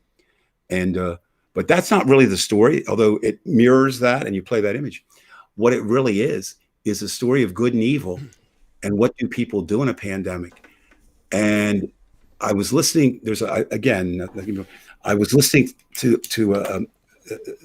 the background they're doing in flashback, and you heard the president of the United States, didn't sound like Trump, saying, "Now there is nothing to worry about in this pandemic. I know there's these false stories going around that it was the military. I want to assure you that America never has, nor will it ever be involved." So everything is Donald Trump right now. Everything is divided right now. But life goes on, right? I mean, I'm not being cavalier about it. I think that, you and I have talked about this, Brian. I mean, I don't know if we give any solace or anything to people, but I'm going to continue because this is a way that I can look. This helps me from a purely selfish. I get to talk to you. I get to hear the other people's ideas. We're all somewhat isolated, right? I mean, I don't get to talk to normal people that much, right? And yeah, I mean, I get to hear Rachel Maddow, or I get to hear, if I want to subject myself to it. Boy, Brian, that was interesting. It looked like you had a fly right on your head where Pence did, but it was just something that flew away. It wasn't a bug. I thought, oh man, he's really going for this. So I mean, we're going to have to stick together.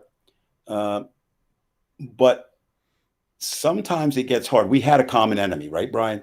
The common enemy was Donald Trump. It's going to be a little bit more. It's going to be a little bit more difficult now, but I think the Trumpublicans And those who support Trump are still going to make it easy because, as some comments were tonight, they're still going to be there. Look, call them what you want. You can call them fascists. I'm certainly not going to disagree. I'm just going to call them un-American. That's enough for me. They're certainly not the I don't America know I what believe else in. to call them, Dave. I mean, I'm not trying to say you couldn't. I'm just saying I think if they are indeed fascists, they're pretty goddamn poor fascists. I mean, I don't care what you call them, what anybody calls them, as long as they don't call them good people, and as long as they don't agree with them. That's again another word tonight we're using. What disconcerting is one, and another one tonight is nomenclature. That's just nomenclature. That's like saying, do I hate Donald Trump? Do I despise Donald Trump? Do I detest Donald Trump? Do I abhor Donald Trump? I do all those things. They're just other words for the same thing. That's all. Right. Dave, I think, is there a bug in your house there? Yeah, it's on the screen. I put it on your head. What you have to do is, I think you have to really punch your screen as hard as you can. No, it's right there. It's right on your nose, man. It's great. Right there. I just got it off. You just got it off. Okay. I was great. I was playing it. you were being Pence for me. Okay, I thought that would. Did we get to all the comments and questions? Well, I don't think we have all of them. Let's see if there's anything up there. Biden, one love, 35-year-old. A lot of talk about vaccines here. Well, that's there. I mean, really, right now, quite honestly, the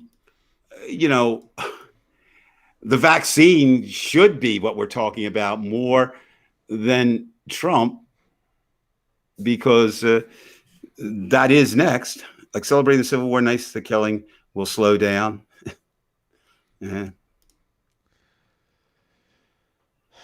Anthony, I'm not going to argue with you. And I agree, best to prepare for the worst. And I could be wrong. It all depends on your definition of war. Civil war to me is two opposing armies. And they don't have to be military armies in the streets. And it'll be guerrilla actions. And I think with a new president, he won't say there's good people on all sides. I certainly would trust the FBI and the military to deal. Do you think Biden's been a little too quiet, or is he just doing the right thing? I said all along, look, all Biden had, Biden had to do one damn thing, and he did it. He won. Okay. And as far as we can tell, he won without cheating. And we can't say that about Donald Trump's first election. Okay. That's as far as we can tell. He did it the old-fashioned way. People got out and supported him. Some groups in record numbers. I got to do this plug before we sign off. I'm in no rush to sign off. We have about 5 minutes left, Dave. But no, I was going to say, please, ladies and gentlemen, if you have extra money, times are tight. Send it down to Georgia. I mean, this is another big. I don't know what is this, Gettysburg? We Antietam, whatever Civil War battle you want to look at, to help the two Democrats. Not only are they exceptional people, I think, looking at not only what they say now, but their lineage. One comes directly from Dr. King. The other comes directly from John Lewis, two people that are American heroes to me. But their challengers are so bad. Not their challengers, they're challenging them. So the incumbents are so bad, so bad, so bad. The blonde is just terrible, Loeffler. She is the richest woman. I think I read she's the richest person in the Senate. Well, no, she's horrible. She's absolutely horrible. And Perdue, I would use the motto, Frank Perdue, the chicken man, used to say it takes a tough man to make a tender chicken. Well, Mr. Perdue is an example of apparently in Georgia, it takes a crooked, corrupt man to be a GOP candidate. Thank you, Osama Orwell. War is peace. Peace is war. Government is love. Yep, there we are. You know what, Brian? I'd like to pick up on that just for a moment, too, before we go. We're saying those things now. And you know what? We won't know that for a while. In other words, we did stop it. I mean, we didn't stop it. We slowed it down, right? This Trump thing, whatever it is, okay? And it's more than Trump. We slowed it down. Now the question is, what happens next? Remember, not because I said it, but I said 3 phases, right? The election that fell in the favor of America. Donald Trump was defeated by Joe Biden. I said, expect it to be really rocky from now to the 20th. And every day it's been rocky, but so far I haven't seen anything to shake my faith in that Joe Biden will be duly sworn in on January 20th. But the real unknown is how much damage has Trump done? How much, if Biden could get not Biden, but if the administration could get the coronavirus under control, what if they can't? How much help do they get? All that's still in front of us. Right. Yeah, and Anthony. Question marks. Well, Anthony, this is something I would suggest you look at because I'm going to be looking at it. There was no love between Mitch McConnell and Donald Trump. They were using each other. I think Donald Trump might have thought that Mitch McConnell really respected him, but Mitch McConnell was using him. For a long time, I couldn't understand McConnell's game. I think he is satisfied now that he accomplished something he's really changed the courts to be a conservative court for the next 20 years, at least appears to be that way. But he and Biden go back a long way. So I'm not saying they'll be, best buddies singing Kumbaya from the Oval Office, but it'll definitely be a different relationship. So, how much credit do you give Mitch? Should he come out the first day? Yeah, probably he didn't, but he is out now. And also from what the stories here appear is he's working very actively to say, stop it, right? To the senators, stop it.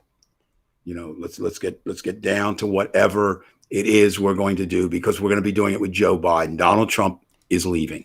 So I think he always realized that. Now at least he's acting on it, I guess. So we don't know. Did Biden, when they were younger, did they go out and share a beer? I don't know. But I can guarantee that Donald Trump and Mitch McConnell never shared a beer before Donald Trump was president, nor when he was there. Not to be funny, but it would really be interesting. I think he'd be a better person. And I'm saying this as a recovering drug addict and alcoholic. I think Donald Trump might be a better person if he were had a few drinks or could do some drugs sometimes, because he's an awful bad person for not doing that. Well, Dave, before I wish you a goodbye, I want to have a quick yes or no answer. Do you think within the next week we'll have any earth-shattering news in terms of Trump and Biden? I have no. I'm gonna say no, but I want to explain my no. Okay. Earth-shattering to me is Joe Biden not being sworn in as president on the 20th. That's the only earth-shattering news out there. All right. Because anything else is just falling into place. You said it yourself.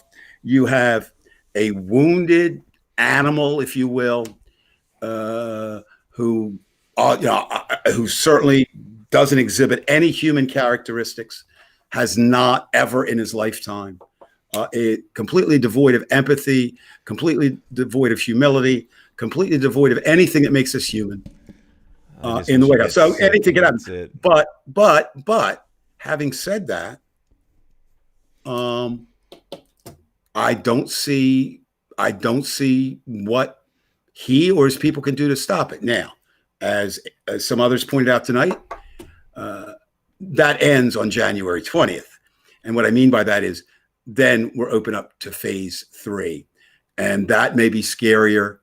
No, it won't be. Having Trump in the White House, nothing is more scary than that.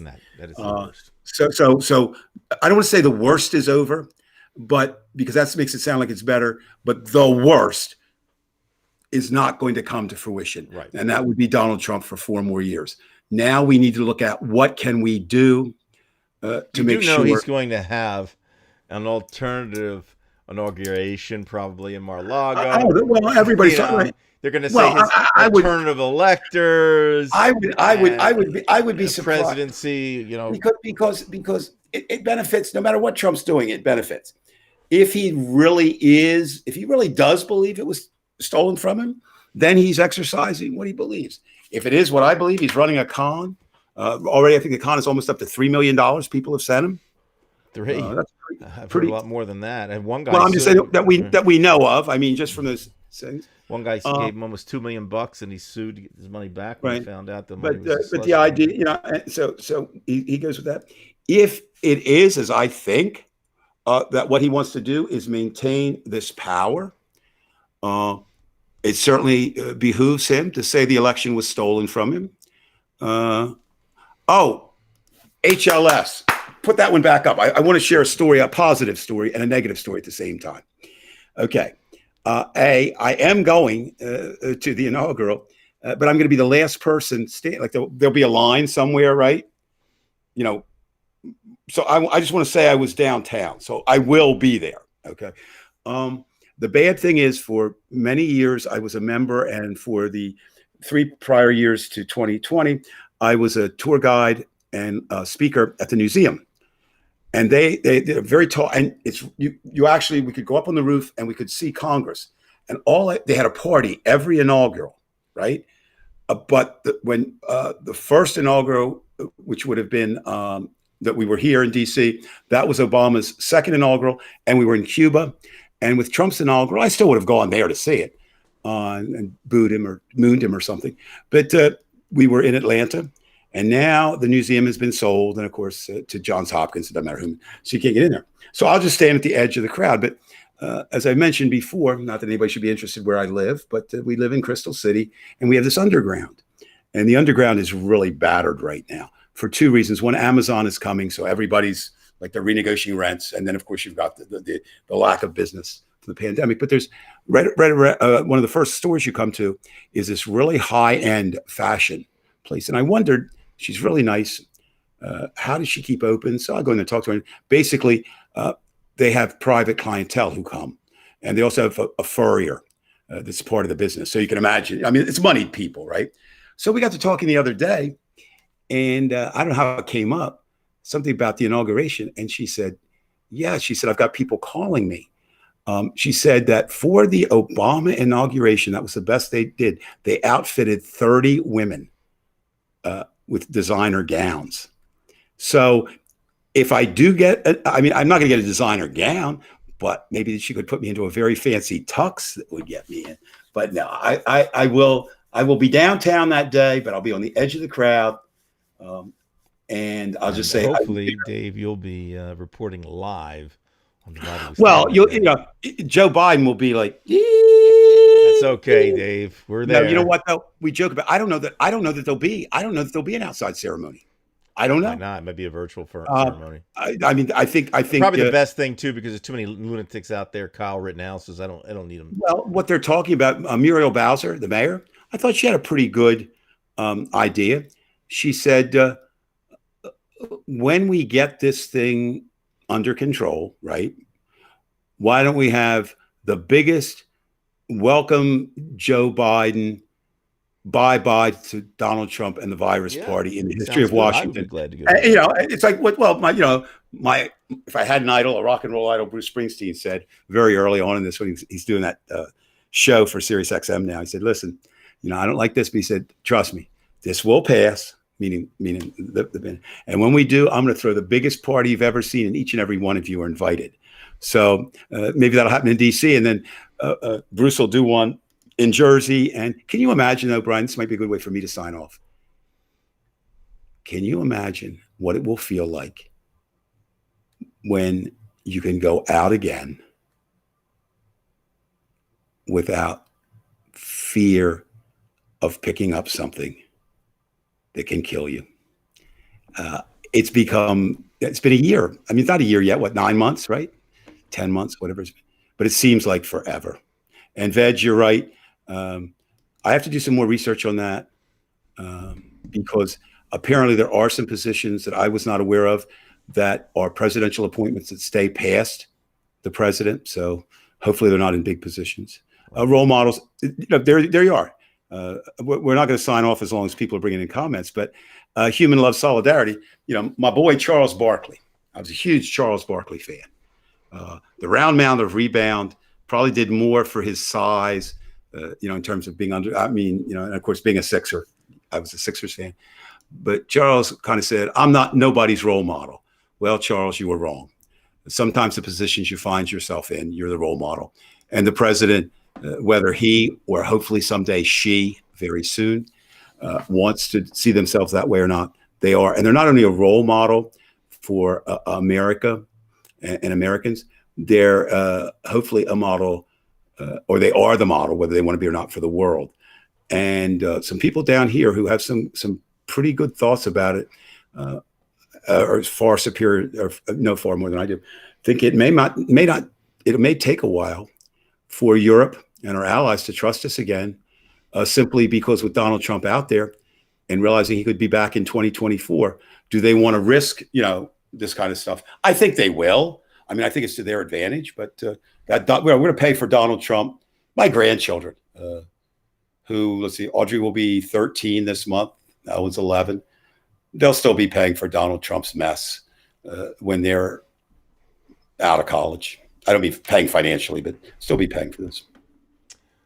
All right, Dave, I think we've got a show. We had a 2-hour show on one topic, but that was quite fine, Dave. So I want to thank you, Dave, again for showing up. When you have nothing better to do, you still showed up. Listen, man, it's not hard.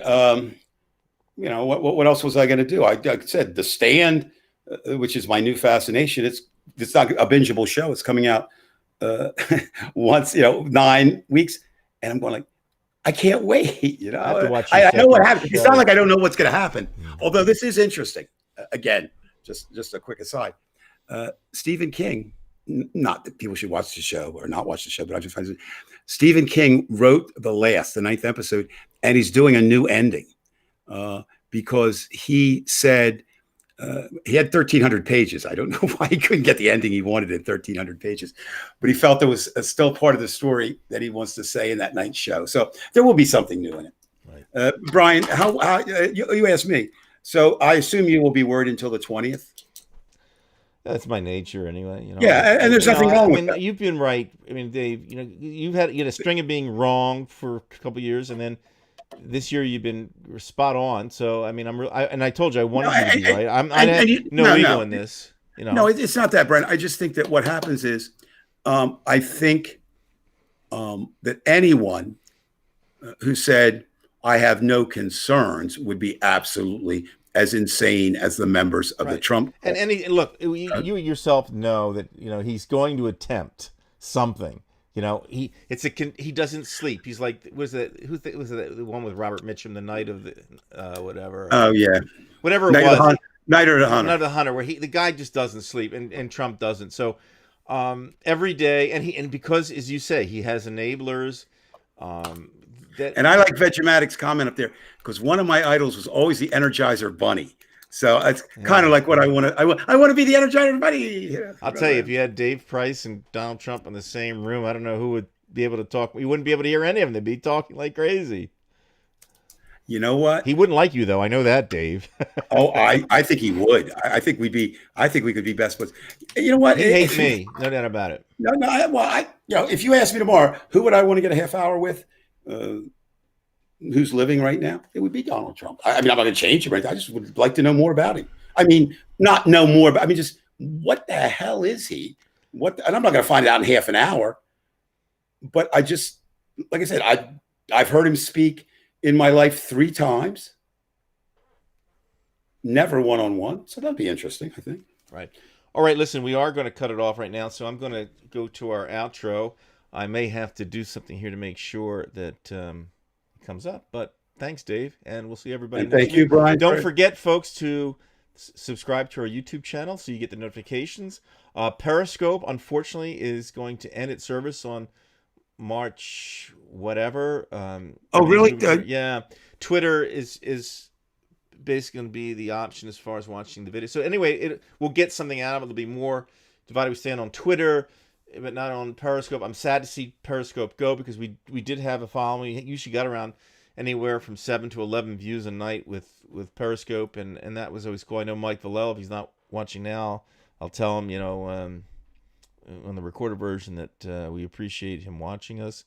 So thanks and again, I've neglected this. Just thanks everybody. That's it. And join our, if you haven't done so, Our page is a private group, but we will let you in on Divided We Stand. And if you have friends that are like-minded, please ask them. We aren't in for the money. We're not monetized whatsoever. We don't want your goddamn money. We just want... Speak for yourself, Brian. Okay, this guy. Life is short, folks. We'll see you. See if we can get the right one through here. Maybe. Might have to change this in a second. We'll see. What happens is I have an external D'un lion, il y a une charité.